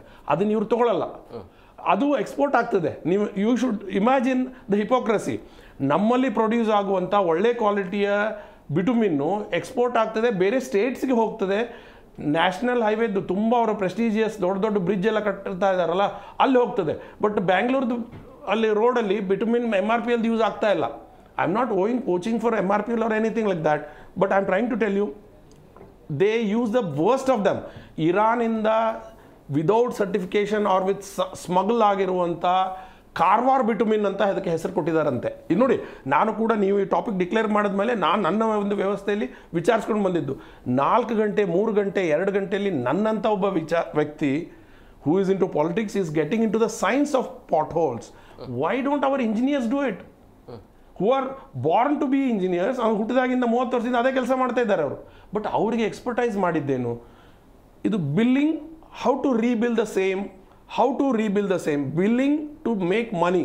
Billing is not done to complete the work at all. ಈಗಲೂ ಇವರು ತುಂಬ ಉದ್ದೇಶಪೂರ್ವಕವಾಗಿ ಇದು ಅಕ್ಟೋಬರ್ 31 ಇದೆಲ್ಲ ನಾಟಕಗಳು ರೀ, ನಾಟಕಗಳು. ಈಗ ಒಂದು ಪಬ್ಲಿಕ್ ಗ್ರೀವೆನ್ಸ್ ರಿಡ್ರೆಸಲ್ ಸಿಸ್ಟಮ್ ಹೇಗೆ ಪೋರ್ಟಲ್ಸ್ ಹುಡುಕ್ತೀರಾ ನೀವು, ಜನ ನೋಡ್ತಾರೆ ಹೇಳ್ತಾರೆ ಅದು ಇಮಿಡಿಯೇಟ್ ಸರಿ ಹೋಗ್ಬೋದು. ಅದಕ್ಕೆ ಅಲ್ಲಿ ಅಟ್ಯಾಚ್ಮೆಂಟ್ ಅನ್ನೋದಿಲ್ಲ, ಕೆಳಗಡೆ ಮೇಲೆ ಹಾಕ್ತಾರಲ್ಲ ಬಿಟುಮಿನ್ಗೆ, it doesn't hold on to the sub surface ಅಂತ ಹೇಳ್ತಾರೆ. ಸಬ್ ಸರ್ಫೇಸ್ ಅನ್ನು ಹೋಲ್ಡಿಂಗೇ ಇರಲ್ಲ, ಮೇಲೆ ಐದರ್ ತುಂಬ ಗಟ್ಟಿ ಇರಬೇಕು ಅಂದರೆ it becomes brittle. So it is but for natural ಹೇಗೆ ಮಾಡಬೇಕಂತ. ಎಲ್ಲರೂ ತಮ್ಮ ಮನೆ ಕಟ್ಕೊಂಡಿದ್ದಾರೆ. ಯಾರು ರಿಯಲ್ ಎಸ್ಟೇಟಲ್ಲಿ ಇರಲಾರ್ದಂಥವ್ರು ಯಾವ ಪೊಲಿಟಿಷಿಯನ್ ಇದ್ದಾರೆ ರೀ ಇವತ್ತು? ಅವರು ತಮ್ಮ ಮನೆಗಳನ್ನ ಕಟ್ಕೊಳ್ತಾರೆ, ಅಲ್ಲಿ ಪಾಟ್ರೋಲ್ಸ್ ಆಗ್ತದಾ? ಅವರ ಬಿಲ್ಡಿಂಗ್ ಎದುರುಗಡೆ ಪಾಟ್ರೋಲ್ಸ್ ಆಗ್ತದಾ? ಇಲ್ಲ. ಮತ್ತು ಇಲ್ಲಿ ನಮ್ಮ ಬೆಂಗಳೂರು ರಸ್ತೆಯಲ್ಲಿ ಯಾಕೆ ಆಗಬೇಕು? ಈ ರೀತಿ ರಸ್ತೆಗಳನ್ನು ಮಾಡಿದ್ರೆ ಪಾಟ್ರೋಲ್ಸ್ ಆಗೋದು ಬಟ್ ಫಾರ್ ನೇಚರ್. ಯಾಕಂದರೆ ಅಲ್ಲಿ ಸೀಪೇಜಸ್ ಹಿಡ್ಕೊಂಡಿರುತ್ತೆ, ಅದು ಹೊರಗೆ ಹೋಗಬೇಕು. ಸೊ ವಾಟರ್ ವೇಪರ್ಸ್ ಹೊರಗೆ ಹೋಗುವಾಗ ಅಲ್ಲಿ ಇದು ಆಗುತ್ತೆ, ಬ್ಲೆಮಿಶ್ ಆಗುತ್ತೆ, ಹೈ ಇದು ಆಗುತ್ತೆ. ಆ್ಯಂಡ್ ಬಿಟುಮಿನ್ ಹೋಲ್ಡಿಂಗ್ ಅಂದರೆ ಬೇಸ್ಗೆ ಹೋಲ್ಡ್ ಮಾಡುವಂಥ ಮಟೀರಿಯಲೇ ಇಲ್ಲದಿದ್ದರೆ ಅದು ಬಟ್ ಫಾರ್ ನೇಚರ್. ಒಂದೊಂದು ಕಡೆ ಅಂತರೂ 8 ದಿವಸದಲ್ಲಿ ಕಿತ್ಕೊಂಡು ಬಂದಿರೋದು ವ್ಯವಸ್ಥೆ ಇದೆ. ನಾನು ಹೇಳೋದೇನೆಂದರೆ ಇದು ಎಲ್ಲನೂ ಕ್ಷುಲ್ಲಕು ಅಂತ. ಈಗ ಇಷ್ಟು ನಾನು ಹೇಳಿದ್ದೇನೆ ತುಂಬ ದೊಡ್ಡ ಸೈನ್ಸ್ ಅಲ್ಲ. 2 ಅವರಲ್ಲಿ ಅರವಿಂದ್ ಕೆ ಬಿ ಹುಡ್ಕೊಂಡು ಬರ್ಲಿಕ್ಕೆ ಆಗ್ತದೆ ಅಂತಂದರೆ ಹುಟ್ಟಿದಾಗಿಂದ ಇಂಜಿನಿಯರ್ ಆಗಿರೋವಂಥವನು ಯಾಕೆ ಹಿಡ್ಲಿಕ್ಕಾಗಲ್ಲ? So what I am trying to tell is political will ಇಲ್ಲ. ಪೊಲಿಟಿಕಲ್ ವಿಲ್ ಯಾರೋ ಒಬ್ಬರು ಚಿಕ್ಕದಾಗಿ ಮಾಡಿದರೂ ಕೂಡ ಅದನ್ನು ಮಾಡಿದ್ರೆ ಅಲ್ಲಿ ಹಣ ಬರೋದು ನಿಂತು ಹೋಗ್ತದೆ. ಮತ್ತು ನಮ್ಮ ಕಾಂಟ್ರಾಕ್ಟರ್ಸ್ದು ಹೇಳಿಕೆ ನಾವು ಕೇಳ್ತಾನೆ ಬರ್ತಿದ್ದೇವೆ. Who has taken it very serious. ಈಗ ನಾವೇನು ಏನಂದರೆ ಲಾಲೆಸ್ ಲ್ಯಾಂಡಲ್ಲಿ ಇದ್ದೀವ, ಅವ್ರು ಹೇಳ್ತಾ ಇದ್ದಾರೆ 40% ಕೊಟ್ಟಿದ್ದೇವೆ, 40%ಗಿಂತ ಜಾಸ್ತಿ ಆಗಿದೆ ಅಂತ ಇನ್ನೊಬ್ಬ ಹೇಳಿಕೆ ಕೊಟ್ಟಿದ್ದಾನೆ. ಐದರ ಅವನ ಜೈಲಲ್ಲಿ ಹಾಕಿ ನೇರವಾಗಿ ಎಚ್ಚರಿಕೆಯನ್ನು ಕೊಟ್ಟಿರುವುದು ಅಲ್ಲ, ನೇರವಾಗಿ ಹಣ ಬಿಡುಗಡೆ ಮಾಡಲಿಲ್ಲ ಅಂದ್ರೆ ನಮ್ಮ ಹತ್ರ ದಾಖಲೆಗಳಿದಾವೆ ಅನ್ನೋದು ಹಾಗೆ. So it is directly it goes to corruption. That's ಈಗ ನೀವು ತೋರಿಸ್ಬೇಕಾದ್ರೆ ಪ್ರಾರಂಭದ ಇದರಲ್ಲಿ ಮಹೇಶ್ ರಾವ್ಗೆ ಗುಂಡಿ ಮುಚ್ಚಲಿಕ್ಕೆ ಹೇಳಿದ್ದಾರೆ, ಅವರು ಗುಂಡಿ ಮುಚ್ಚಲಿಕ್ಕೆ ಟೈಮ್ ಬಾಂಡ್ ಕೊಟ್ಟಿದ್ದಾರೆ, ಒಂದು ಡೆಡ್ಲೈನ್ ಹಾಕಿದ್ದಾರೆ. ಇವರು ಗುಂಡಿ ಮುಚ್ಚಲೇಬೇಕು ಅಂತ ಹೇಳಿದ್ದಾರೆ. ಗುಂಡಿ ಇದೆ ಅನ್ನೋಂಥದ್ದು ಒಪ್ಕೊಂಡಿದ್ದಾರೆ. ಆದರೆ ಈಗಾಗಲೇ ನಾವು ಚರ್ಚೆ ಮಾಡ್ದಂಗೆ ಈ ಗುಂಡಿ ಮುಚ್ಚೋಂಥದ್ರ ಹಿಂದೆ ಕಾಮಗಾರಿಗಾಗಿ ಕಾಮಗಾರಿ ಅಂತ ನಾನು ಹೇಳಬೇಕಾಗತ್ತೆ. ಅಂದರೆ ಗುಂಡಿ ಮುಚ್ಚೋ ಉದ್ದೇಶದ ಹಿಂದೆ ಇನ್ನೊಂದು ದುಡ್ಡು ಖರ್ಚಿಗೆ, ಅಂದರೆ ನಮ್ಮ ಸಾರ್ವಜನಿಕರ ತೆರಿಗೆಯ ಹಣ ಇದೆಯಲ್ಲ ಅದನ್ನು ಖರ್ಚು ಮಾಡಲಿಕ್ಕೆ ಇನ್ನೊಂದು ಯೋಜನೆ. ಅದು ಹ್ಯಾಂಗೆ ಹೇಗೆ ಅಂತ ಹೇಳಿದರೆ, ಈಗ ನೋಡಿ ಅವ್ರು ಡೆಡ್ಲೈನ್ ಕೊಟ್ಟಿದ್ದಾರೆ, ಕಾಟಾಚಾರಕ್ಕೆ ಹಾಕ್ತಾರೆ. ಒಂದು ಮಳೆನೂ ಇದೆ ನಿರಂತರವಾಗಿ, ರಸ್ತೆ ಯಾವಾಗ ಕೀಳುತ್ತೆ ಅಂತ ಹೇಳಿದರೆ ಇದಿದ್ದಾಗ, ಏನು ಮಳೆ ಇದ್ದಾಗ ಒಂದು ಸಣ್ಣ ಗುಂಡಿ ಬಂದರೆ ಅದೇ ದೊಡ್ಡ ಗುಂಡಿ ಆಗ್ತಾ ಹೋಗುತ್ತೆ. ಈ ದೊಡ್ಡ ಗುಂಡಿ ಆಗಬಾರ್ದು ಅಂತಂದರೆ ಅದರಲ್ಲಿ ಟಾರಿನ ಏನು ಗುಣಮಟ್ಟ ಜಾಸ್ತಿ ಇರಬೇಕು. ಈಗ ಇಲ್ಲದೆ ಇದ್ದಾಗ ಕಾಟಾಚಾರಕ್ಕೆ ಅಂದರೆ ತುರ್ತಾಗಿ ಕಾಮಗಾರಿಗಳನ್ನು ಮಾಡ್ತಾರೆ. ಈ ಮಾಡಿದಾಗ ಕಿತ್ತೋಗಿದ್ದು ಎಲ್ಲೋಗಿ ಸೇರಿಕೊಳ್ಳುತ್ತೆ ಅಂದರೆ ಮತ್ತೆ ಮೋರಿಗೆ ಸೇರಿಕೊಳ್ಳುತ್ತೆ. ಮೋರಿಯಲ್ಲಿ ನೀರೇ ಹರಿಯೋದಿಲ್ಲ, ಮಣ್ಣು ತುಂಬಿಕೊಂಡಿರುತ್ತೆ. ಅಂದರೆ ಒಂದು ಅಲ್ಲಿಂದ ತಂದು ರಸ್ತೆ ಹಾಕ್ತಾರೆ, ರಸ್ತೆಗೆಲ್ಲ ಹೋಗಿ ಮೋರಿಗೆ ಸೇರ್ಕೊಳ್ತದೆ, ಮೋರಿದು ಹೊರಗಡೆ ತೆಗಿತಾರೆ. ಅಂದರೆ ಇದು ಗುಂಡಿ ಮುಚ್ಚೋದಕ್ಕಲ್ಲ, ಅವರು ಈ ಮಣ್ಣು ಚರಂಡಿ ಮಣ್ಣು ತೆಗಿಲಿಕ್ಕೆ ರಸ್ತೆಗೆ ಆ ಗುಂಡಿ ಮುಚ್ಚಿಸ್ತಾ ಇದ್ದಾರೆ. ಇದು ನೇರವಾಗಿ ಹೇಳ್ಬೋದು. ಇವತ್ತು ಈಗ ಇವರು ಏನೇ ಹೇಳಿದರು, ಇವರು ಮೇಡಮು ಅದನ್ನೇ ಹೇಳಿದರು. ಇವತ್ತು ಏನು ಕಾಮಗಾರಿಗಳು ನಡೀತಾ ಇದೆ, ಕಾಮಗಾರಿಯ ಗುಣಮಟ್ಟದ ಬಗ್ಗೆ ನಾನು ಪ್ರಾರಂಭದಲ್ಲಿ ಕೂಡ ಅದೇ ವಿಚಾರವನ್ನು ಹೇಳಿದೆ. ಈಗ ಇವರು ಉಲ್ಲೇಖ ಮಾಡ್ತಾ ಹೇಳಿದರು, ಯಾರ್ಯಾರು ಇವತ್ತು ಕಾಂಟ್ರಾಕ್ಟರ್ಸ್ ಅಂದರೆ ಗುತ್ತಿಗೆದಾರಿದ್ದಾರೋ ಆ ಗುತ್ತಿಗೆದಾರರು ಸಣ್ಣ ಸಣ್ಣ ಮನೆಗಳಲ್ಲಿ ಇರ್ತಿದ್ರು. ಅವ್ರದ್ದು ಪ್ರಾರಂಭದ ಜೀವನವನ್ನು ತೆಗೆದ್ರೆ ಏನೋ ತುಂಬ ಬಡತನದಲ್ಲಿ ಇದ್ದಂಥವರು ಇವತ್ತು ಅವರ ಮನೆಗಳು ಕಡಿಮೆ ಅಂತ ಹೇಳಿದರೆ ಅವರ ಸೈಟೇ 1 ರಿಂದ 2 ಕೋಟಿ ಬೆಲೆ ಬಾಳುತ್ತೆ, ಅವ್ರ ಮನೆ ಒಂದು 4 ರಿಂದ 5 ಕೋಟಿ ಬೆಲೆ ಬಾಳುತ್ತೆ. ಅವರು ಕಾಮಗಾರಿ ಮಾಡಿ ಬಿಲ್ಡಿಂಗ್ ಕಟ್ಕೊಂಡಿದ್ದಾರೆ. ಅವರ ಬಿಲ್ಡಿಂಗ್ಗಳಿಗೆ ಎಷ್ಟು ಭದ್ರವಾಗಿದ್ದಾವೆ ಅಂದರೆ ಇನ್ನೊಂದು 100-200 ವರ್ಷ ಏನೂ ಆಗಲ್ಲ. ಈ ಕಾಮಗಾರಿಯನ್ನು ಮಾಡುವಂತಹ ಗುತ್ತಿಗೆದಾರರು ರಸ್ತೆನೇ ಹಾಗೆ ಯಾಕೆ ಮಾಡಲಿಲ್ಲ ಅಂದರೆ ಇಲ್ಲಿ ಭ್ರಷ್ಟಾಚಾರ ಇದೆ. ಒಂದು ಸೆಕೆಂಡ್ ನಾವು ಅಲ್ಲೇ ಹೋಗಬೇಕಾಗುತ್ತೆ. ಮೇಡಮ್ ಎಲ್ಲಿಂದ ಹೇಗೆ ಸುತ್ತಾಡಿ ಬಂದರೂ ಅಲ್ಲಿಗೆ ಹೋಗುತ್ತೆ ಅಂತ. ಅಂದರೆ ಅದಕ್ಕೆ ನಾನು ಹೇಳಬೇಕಾದ್ರೆ ಹೇಳಿದೆ, ಇವತ್ತು ಇದೊಂದೇ ಕ್ಷೇತ್ರ ಅಂತಲ್ಲ, ನಾನು ರಸ್ತೆ ಮಾತ್ರ ಅಂತಲ್ಲ, ಹೆಲ್ತ್ ಅಂತ ಅಲ್ಲ, ಶಿಕ್ಷಣ ಅಂತ, ನೀವು ಯಾವುದೇ ಭಾಗಕ್ಕೆ ಹೋಗಿ ಇವತ್ತು ಎಲ್ಲಿ ಯಾವ ಕಾಮಗಾರಿಗಳನ್ನು ಮಾಡ್ತದೆ ಆ ಕಾಮಗಾರಿಗಳನ್ನು ಮಾಡಿಸುವ ಎಲ್ಲ ಚಾಕಚಕ್ಯ ಬುದ್ಧಿವಂತಿಕೆ ಎಲ್ಲ ನಮ್ಮಲ್ಲಿದೆ. ಆದರೆ ಕೊರತೆ ಒಂದೇ. ಆ ಕೊರತೆ ಏನು ಅಂತ ಹೇಳಿದರೆ, ಒಂದು ಕಮಿಟ್ಮೆಂಟ್ ಇಲ್ಲ. ಆ ಕಮಿಟ್ಮೆಂಟ್ ಹಿಂದೆ ಪ್ರಾಮಾಣಿಕತನ ಇಲ್ಲ. ಆ ಪ್ರಾಮಾಣಿಕತನ ಇಲ್ಲದೆ ಇರೋದ್ರಿಂದ, ಬದ್ಧತೆ ಇಲ್ಲದೆ ಇರೋದ್ರಿಂದ ಇಲ್ಲಿ ಕೆಲಸಗಳು ಹಾಳಾಗ್ತಾ ಇದ್ದಾವೆ. ಆದರೆ ಇದು ಎಲ್ಲದರ ಹಿಂದೆ ಈ ಗುತ್ತಿಗೆದಾರರಿರ್ಬೋದು, ಸಿಬ್ಬಂದಿಗಳಿರ್ಬೋದು, ಅಥವಾ ಏನು ಮಂತ್ರಿಗಳಿರ್ಬೋದು, ನಾವು ನಮ್ಮ ಕೆಲಸವನ್ನು ಹೀಗೆ ಮಾಡ್ತೀವಾ? ನಮ್ಮ ಸ್ವಂತ ಕೆಲಸಗಳನ್ನು ಹೀಗೆ ಮಾಡ್ತೀವ ಅನ್ನೋಂಥದ್ದು ಒಂದು ಯೋಚನೆ ಮಾಡಬೇಕು. ಎರಡನೇದು ಈ ಜನತೆ ಇದ್ದಾರಲ್ಲ, ಈ ಜನತೆ ನಮಗೆ ಶಾಪ ಆಗ್ತಾರೆ. ಅವ್ರ ಶಾಪದ ಪರಿಣಾಮ ನಾವು ಇವತ್ತು ನಾವೇನೋ ಮಾಡಿಟ್ಕೊಂಡಿರ್ಬೋದು, ದುಡ್ಡನ್ನು ಮಾಡಿಟ್ಕೊಂಡಿರ್ಬೋದು, ದೊಡ್ಡ ಮನೆಯಲ್ಲಿ ಇರಬಹುದು, ಆದರೆ ಅದು ನಿಮಗೆ ನಿಜವಾಗಿ ನಮಗೆ ಸುಖ ತಂದು ಕೊಡುತ್ತಾ? ಅದಕ್ಕಿಂತಲೂ ಜನಹಿತ ಮುಖ್ಯ ಅಲ್ವಾ ಅನ್ನೋಂಥದ್ದನ್ನು ಹೇಳಬೇಕಾಗತ್ತೆ. ನಾನು ನೋಡಿರುವಂಥ ರಾಜಕಾರಣಿಗಳ ಪೈಕಿ ಮತ್ತು ಗುತ್ತಿಗೆದಾರರನ್ನು ನಾನು ನೋಡ್ತಾ ಇದ್ದೀನಿ ಹತ್ತಿರದಿಂದ. ಅವರು ದಿನದಿಂದ ದಿನಕ್ಕೆ ಅವರ ಏನೊಂದು ಐಷಾರಾಮಿ ಜೀವನ ಹೆಚ್ಚುತ್ತಾನೆ ಇದೆ. ನಾನೊಬ್ಬ MP ನೋಡಿದ್ದೆ. ಆ MP 7 ವರ್ಷ ಇದ್ದರು. ನಾನು ಅವ್ರ ಮನೇಲಿ ಊಟ ಮಾಡಿದ್ದೀನಿ 4-6 ಬಾರಿ. ಆ ಮನೆಯಲ್ಲಿ ಒಂದು ಕುರ್ಚಿ, ಅವ್ರದ್ದೊಂದು ಈ ಹಳೆ ಕಾಲದ ಒಂದು ಮರದ ಕುರ್ಚಿ, ಅದನ್ನು ಬಿಟ್ಟರೆ ಬೆಂಚ್ ಅಂತ ಹೇಳ್ತಾರೆ. ಕೆಲವಾಗ ಸರ್ಕಾರಿ ಶಾಲೆಯಲ್ಲಿ ಯಾರನ್ನ ಓದಿದ್ರೆ ಅವ್ರಿಗೆ ಗೊತ್ತಿರುತ್ತೆ, ಒಂದು ಬೆಂಚ್ ಇರ್ತದೆ. ಆ ಬೆಂಚು, ಆ ಒಂದು ಕುರ್ಚಿ ಬಿಟ್ಟರೆ ಅವ್ರ ಮನೆಯಲ್ಲಿ ಇನ್ನೇನೂ ಇಲ್ಲ. ಅವರು 7 ಬಾರಿ MP ಆಗಿದ್ದರು. ಅವ್ರ ಮನೆಯಲ್ಲಿ 4-6 ಬಾರಿ ನಾನು ಊಟ ಮಾಡಿದ್ದೀನಿ.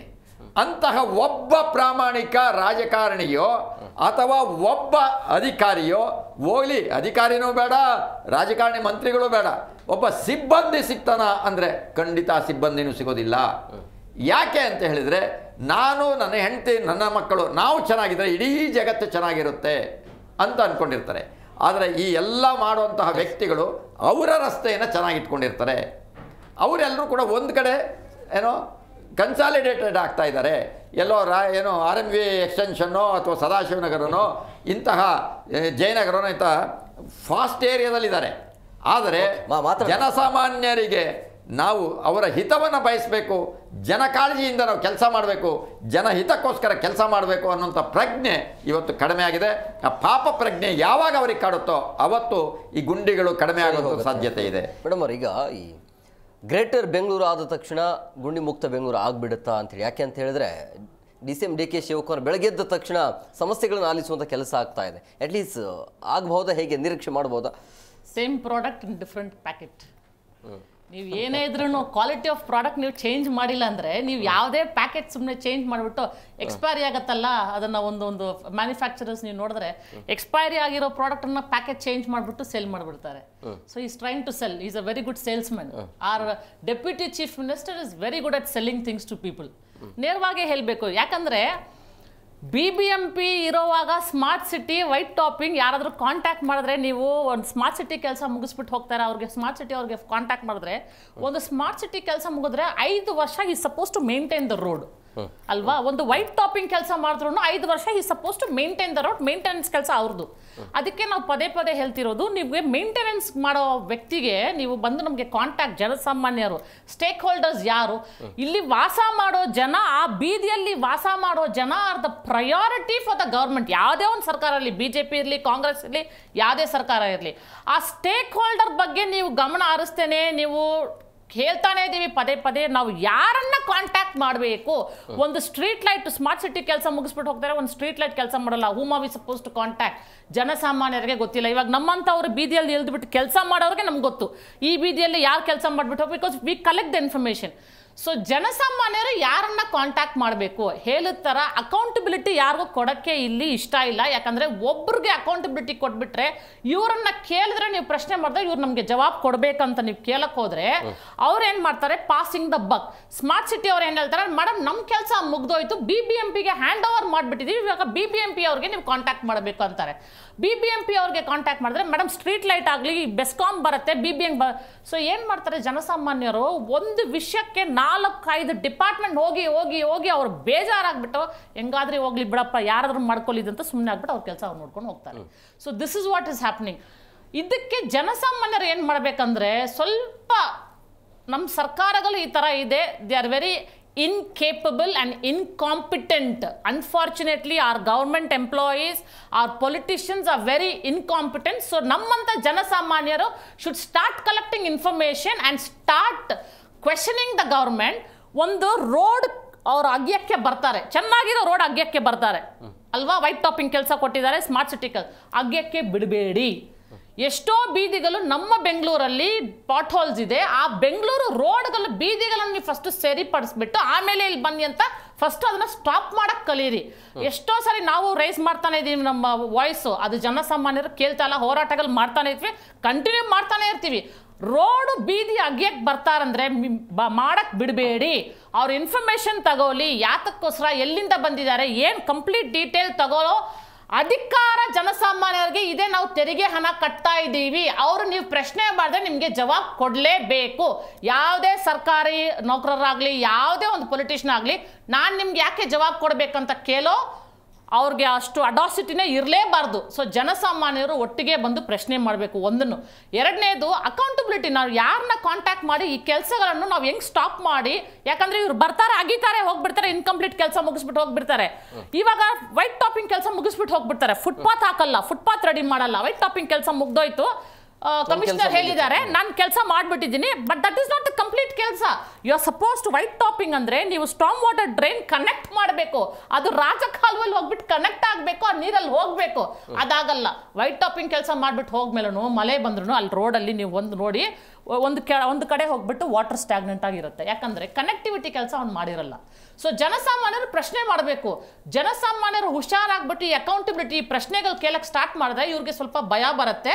ಓ ಜನ ಇವಾಗ ಹುಷಾರಾಗಿದ್ದಾರೆ, ಪ್ರಶ್ನೆ ಮಾಡ್ತಿದ್ದಾರೆ. ಎಲ್ಲ ಕಡೆ ಜನ people are awake, wake up call for general citizen ಇದು. ಎಸ್ ಅರವಿಂದ್ ಸರ್, ಒಂದು ಈ ಮೇಡಮ್ ಹೇಳಿರೋದಕ್ಕೆ ಒಂದು ಪಾಯಿಂಟ್ ಆ್ಯಡ್ ಮಾಡೋದು.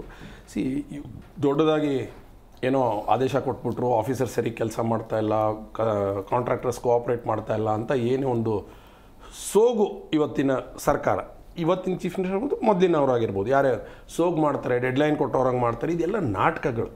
ಯಾಕೆ ಅಂತ ನಾನು ಹೇಳ್ತೀನಿ. ಇವರು ಕಾಂಟ್ರಾಕ್ಟ್ ಕೊಟ್ಟಿರುವಾಗ ಇವರೆಲ್ಲ ಮೇಡಮ್ ಹೇಳಿದ್ರಲ್ಲ, it was very clear to the public. ಆದರೆ ರೂಲ್ಸ್ ಏನು ಹೇಳ್ತದೆ ಒಂದು ಹೇಳ್ತೀನಿ ನೋಡಿ. ನೀವು ಕಾಂಟ್ರಾಕ್ಟ್ ಕೊಟ್ಟು ಸ್ಟಾರ್ಟ್ ಮಾಡುವಾಗಲೇ ನೀವು ಒಂದು ಮೊದಲು ಬೋರ್ಡ್ ಹಾಕಬೇಕು.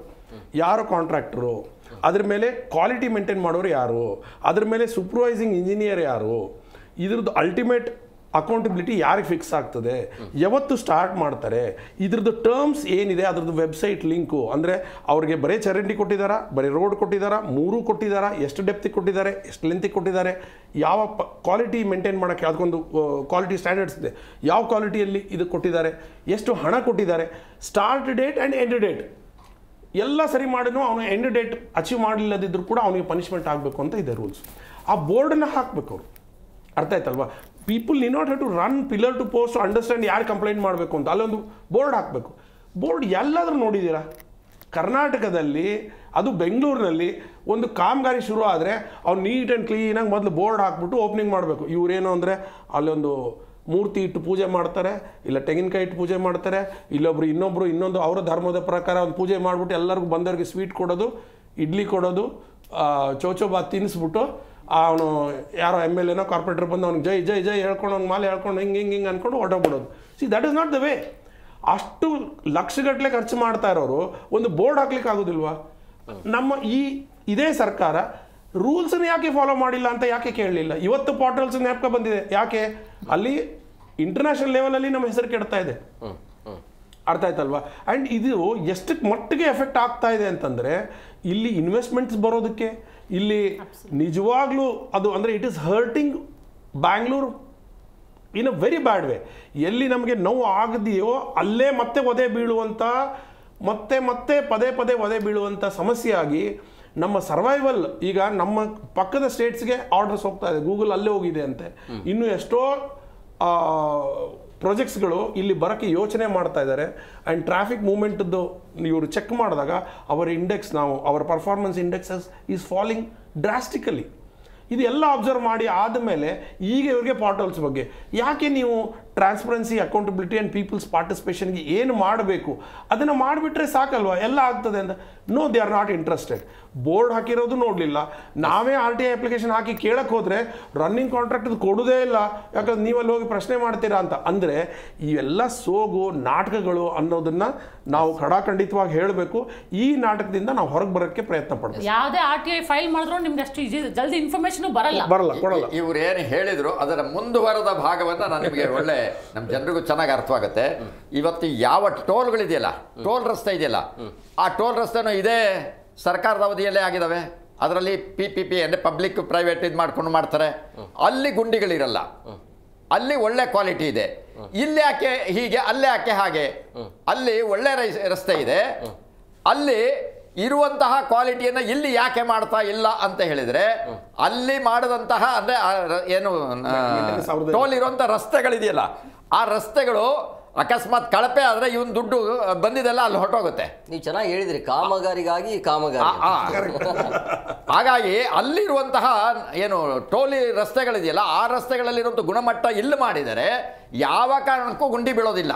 ಆದರೆ ಇದರ ಅರ್ಥ ನಾನು ಟೋಲ್ ರಸ್ತೆ ನಾನು ಒಪ್ಕೊಳ್ತಾ ಇಲ್ಲ. ಆದರೆ ಟೋಲ್ ರಸ್ತೆಯವರು ಮೋಸ ಮಾಡ್ತಿದ್ದಾರೆ, ಏನು ಸರ್ವಿಸ್ ರಸ್ತೆ ಕೊಡದೆ ಅಲ್ಲಿ ಸುಲಿಗೆ ಮಾಡ್ತಿದ್ದಾರೆ. ಇದರ ಅರ್ಥ ನಾನು ಅಪ್ರಿಷಿಯೇಷನ್ ಅಲ್ಲ. ಅಲ್ಲಿ ಇರುವಂತಹ ರಸ್ತೆ ಗುಣಮಟ್ಟವನ್ನು ಬೆಂಗಳೂರಿನ ಒಳಗಡೆ ಮಾಡಲಿ. ಅಲ್ಲಿ ಇದ್ದಾಗೆ ಅಲ್ಲಿ ರಸ್ತೆ ಅಕಸ್ಮಾತ್ ಏನಾದರೂ ಏನು ಟೋಲ್ ರಸ್ತೆಯಲ್ಲಿ ಆ ಗುಂಡಿ ಬಿದ್ದು ಹೆಚ್ಚು ಕಡಿಮೆ ಆದರೆ ಜವಾಬ್ದಾರಿಯ ಒಂದಿರುತ್ತೆ, ಯಾರ್ದು ಟೋಲ್ನ ಒಂದು. ಆ ಕಾರಣಕ್ಕೋಸ್ಕರ ಅಲ್ಲಿ ಚೆನ್ನಾಗಿದೆ. ಅದೇ ರೀತಿಯ ಹೊಣೆಗಾರಿಕೆಯನ್ನು ಇಲ್ಲೂ ಮಾಡಬಹುದು. ಇಲ್ಲಿ ಯಾಕೆ ಮಾಡ್ಲಿಕ್ಕೆ ಬರಲ್ಲ? ಅಲ್ಲಿ ನಿಮ್ಮ ಜೇಬಿಗೆ ಅವ್ರ ಕಡೆಯಿಂದ ಒಂದಿಷ್ಟು ದುಡ್ಡು ಹೋಗುತ್ತೆ, ಯಾಕೆಂದರೆ ಟೋಲ್ ಮಾಡಿ ಅವ್ನು ನಡೆಸೋದಕ್ಕೆ. ಅದಕ್ಕೋಸ್ಕರ ನೀವು ಅವನಿಗೆ ಎಲ್ಲ ರೀತಿಯ ಸಹಕಾರ. ಇಲ್ಲಿ ಆ ಹೊಣೆಗಾರಿಕೆಯನ್ನು ಯಾರು ತಗೊಳ್ತಾ ಇಲ್ಲಲ್ಲ. ಅಧಿಕಾರಿ ಒಂದು ಪಾಯಿಂಟ್ ಆ್ಯಡ್ ಮಾಡ್ತೀನಿ ಇದಕ್ಕೇನಂದ್ರೆ ಕಾಂಪ್ರಿಹೆನ್ಸಿವ್ ಪ್ಯಾಕೇಜ್ ಟೈಪ್ ಇರಬೇಕು. Contracts are always like that. ಇವ್ರು ಬೇಕಂತಲೇ ಸ್ಪ್ಲಿಟ್ ಮಾಡೋದು ಅದು because they want to make money out of it ಅಂತ. ಇವ್ರು ಹೇಳ್ತಾ ಇದ್ರು ಗುಂಡಿ ಅರಗಕ್ಕೆ ಬಿಡಬೇಡಿ, ಯಾಕಂದ್ರೆ ಅವ್ರು ಏನಕ್ಕೆ ಅಂತ ಪ್ರಶ್ನೆ ಮಾಡಿ ಅಂತ. ಆ್ಯಕ್ಚುಲಿ ಕಾಂಟ್ರಾಕ್ಟ್ಸ್ ಹೇಗಿರುತ್ತೆ ಅಂದರೆ, ನೀವು ಓಪನ್ ಮಾಡಿ ಇಷ್ಟು ದಿವಸದಲ್ಲಿ ಅದನ್ನು ಸರಿಪಡಿಸಿ ಮೊದಲಿದ್ದಕ್ಕಿಂತ ಇಂಪ್ರೂವ್ಮೆಂಟ್ ಮಾಡಿಬಿಟ್ಟು ಹೋಗಬೇಕು ಅನ್ನೋ ಹಾಗೆ ಕಾಂಟ್ರಾಕ್ಟ್ ಇರಬೇಕು. Any small one comprehensive contracts ಅಂತ ಅಂದರೆ, ನೀವು ಒಂದೇ ಟೈಮಲ್ಲಿ ಚರಂಡಿನೂ ಮಾಡಬೇಕು, ಫುಟ್ಪಾತ್ಸು ಮಾಡಬೇಕು, ಬೇರೆ ಯುಟಿಲಿಟೀಸ್ಗೆ ಏನಿದೆ ವ್ಯವಸ್ಥೆ ಮಾಡಬೇಕು, ಆ್ಯಂಡ್ ಮೇಂಟೆನೆನ್ಸ್ ಕಾಂಟ್ರಾಕ್ಟ್ ಅಂದರೆ next 4 years 5 years longer term contract ಕೊಟ್ಟಾಗ 5 ವರ್ಷ ಅವನೇ ಮೇಂಟೈನ್ ಮಾಡಬೇಕು. So is easily ಹುಕ್ಡ್ up. ಅಂದರೆ ನೀವು ಇವತ್ತು ಡಿಗ್ ಮಾಡಿ, ಈಗ ಮೇಡಮ್ ಹೇಳಿದಾಗ ಡಿಗ್ ಮಾಡ್ತಾ ಇದ್ದೀರ ಅಂದರೆ 8 ದಿವಸದಲ್ಲಿ ಕ್ಲೋಸ್ ಮಾಡೋಕ್ಕೆ ನಿಮ್ಗೆ ಆಲ್ರೆಡಿ ದುಡ್ಡು ಬಂದುಬಿಟ್ಟಿದ್ದರೆ ಮಾತ್ರ ನೀವು ಓಪನ್ ಮಾಡಿ ಅಂತ. ಏನು ಮಾಡ್ತಾರೆ ಅವ್ರೇನು ಮಾಡ್ತಾರೆ, ಅವ್ರಿಗೆ ದುಡ್ಡು ಕೊಟ್ಟಿರಲ್ಲ ಇವರು, ಅದಕ್ಕೆ ಏನು ಮಾಡ್ತಾರೆ, ಮೊದಲು ಇನಿಷಿಯಲ್ ಅಮೌಂಟಲ್ಲಿ ಮೊದಲು ದುಡ್ಡು ಡಿಗ್ ಮಾಡಿ ಇಟ್ಬಿಡ್ತಾರೆ. ಜನ ಅಲ್ಲಿ ಬಂದು ಕಂಪ್ಲೇಂಟ್ ಮಾಡುವಾಗ ಇವರು ದುಡ್ಡು ರಿಲೀಸ್ ಮಾಡೋದನ್ನ ಮಾಡೋಕ್ಕೆ. ಸುಗಮ ಸಂಚಾರಕ್ಕೆ ಪರಿಹಾರ ಏನು ಅಂದರೆ, ಪರಿಹಾರ ಇದೆಯಾ ಇಲ್ಲ ಅಂತೇಳಿ ಎಷ್ಟೋ ಸರ್ಕಾರಗಳು ಅಧಿಕಾರಕ್ಕೆ ಬಂದರೂ ಕೂಡ ಇದೇ ಸಮಸ್ಯೆ ಇದೆ. ಇದಕ್ಕೆ ಕೊನೆ ಅನ್ನೋದು ಇದೆಯಾ ಇಲ್ಲ ಅನ್ನೋದ್ರ ಬಗ್ಗೆ ಮೇಡಮ್ ಅವರಿಗೆ ಪ್ರತಿ ಸರಿ ಚುನಾವಣೆ ಬಂದಾಗ ಈ ಸಮಸ್ಯೆ ಮತ್ತೆ ಪುನಃ ರಿಪೀಟ್ ಆಗ್ತಾನೆ ಇರುತ್ತೆ. ಬಟ್ ಇದಕ್ಕೆ ಪರಿಹಾರ ಅಂತೂ ಸಿಗೋದೇ ಇಲ್ಲ. ಯಾಕೆ, ಏನು ಕಾರಣ ಇರಬಹುದು ಅಂತ? ಅದೇ ಹೇಳಿದಲ್ಲ, ಜನಸಾಮಾನ್ಯರು ಒಂದು ಎಲೆಕ್ಟ್ರಾನಿಕ್ ಪ್ರಾಡಕ್ಟ್, ಒಂದು ಫೋನು, ಒಂದು ಮನೆಗೆ ಏನಾದರೂ ತಗೊಂಡು ಖರೀದಿ ಮಾಡಬೇಕಂದ್ರೆ ಗ್ಯಾರಂಟಿ ಕಾರ್ಡ್ ಇದೆಯಾ, ವಾರಂಟಿ ಕಾರ್ಡ್ ಇದೆಯಾ ಅಂತ ಕೇಳ್ತಾರೆ ಅಲ್ವಾ. ಆ ಪ್ರಾಡಕ್ಟ್ ತಗೊಂಡು ಬಂದುಬಿಟ್ಟು 5 ವರ್ಷ 2 ವರ್ಷದಲ್ಲಿ ಏನಾದರೂ ಕೆಟ್ಟು ಹೋದರೆ ಗ್ಯಾರಂಟಿ ಅದನ್ನು ಯೂಸ್ ಮಾಡಿ ಇದು ಮಾಡು. ಸೊ ಇಲ್ಲಿ ಬಂದುಬಿಟ್ಟು ಕೆಲಸ ಮಾಡೋಕ್ಕೆ ಬರೋರ ಹತ್ರ ಬಂದು ಇವ್ರು ಪ್ರಶ್ನೆ ಮಾಡಲ್ಲ. ಎರಡನೇದು, ಯಾರು ಇಲ್ಲಿ ಬಂದು ಗ್ಯಾರಂಟಿ ಕೊಡಲ್ಲ ಇವ್ರಿಗೆ. ಯಾಕೆಂದರೆ 2 ವರ್ಷ 3 ವರ್ಷ 5 ವರ್ಷ ಅವ್ನು ಚೆನ್ನಾಗಿರುತ್ತೆ ರೋಡ್ ಅಂತ ಗ್ಯಾರಂಟಿ ಕೊಟ್ಬಿಟ್ರೆ, ಕ್ವಾಲಿಟಿ ರೋಡ್ ಮಾಡಿಬಿಟ್ಟು ಹೋದರೆ 2 ವರ್ಷ ತಿರ್ಗಾ 2 ವರ್ಷ 3 ವರ್ಷ ಸ್ಯಾಂಕ್ಷನ್ಸ್ ಮಾಡಿಬಿಟ್ಟು ದುಡ್ಡು ತೊಗೊಳಕ್ಕೆ ಅವ್ರಿಗೆ ಚಾನ್ಸೇ ಇಲ್ಲ, ಆಪರ್ಚುನಿಟಿನೇ ಇಲ್ಲ ಪೊಲಿಟಿಷಿಯನ್ಸ್ಗಳಿಗೆ ಅಲ್ವಾ. ಸರ್ಕಾರಿ ನೌಕರಾಗಲಿ, ನಮ್ಮ ಇವರು ಅಧಿಕಾರಿಗಳಾಗಲಿ, ನಮ್ಮ ಪೊಲಿಟಿಷಿಯನ್ಸ್, BJP ಸರ್ಕಾರ, ಕಾಂಗ್ರೆಸ್ ಸರ್ಕಾರ ಎಲ್ಲ ಒಂದೇ ಹೇಳಿದ ಥರ, ಬರೀ ಹೆಸರುಗಳು ಮಾತ್ರ ಬೇರೆ ಅಷ್ಟೇ. ಸೊ ಅವ್ರಿಗೆ ಬಂದು ಕ್ವಾಲಿಟಿ ರೋಡ್ ಅವ್ರು ಕೊಟ್ಬಿಟ್ರೆ ನೆಕ್ಸ್ಟ್ ಟೈಮ್ ಸ್ಯಾಂಕ್ಷನ್ ಮಾಡಿಸಿ ಅವ್ರು ಯಾವುದ್ರ ಮೇಲೆ ಅವ್ರ ದುಡ್ಡು, ಈ ರೋಡ್ ಇವಾಗ ಸರಿಯಾಗಿ ಮೇಂಟೆನೆನ್ಸ್ ಇದು ಒಂದು 5 ವರ್ಷನೂ ಆಗಿಲ್ಲ. ಈ MG ರೋಡ್ ಮುಗಿಸ್ಬಿಟ್ಟು ತಿರ್ಗಾ ಇವಾಗ ವೈಟ್ ಟಾಪಿಂಗ್ ಬಗ್ಗೆ ಮಾತಾಡ್ತಿದ್ದಾರೆ. ನಾಟ್ ಇವನ್ 5 years ಕಂಪ್ಲೀಟ್ ಆಗಿಲ್ಲ ಈ ರೋಡನ್ನು ಮುಗಿಸ್ಬಿಟ್ಟು ಅವರು.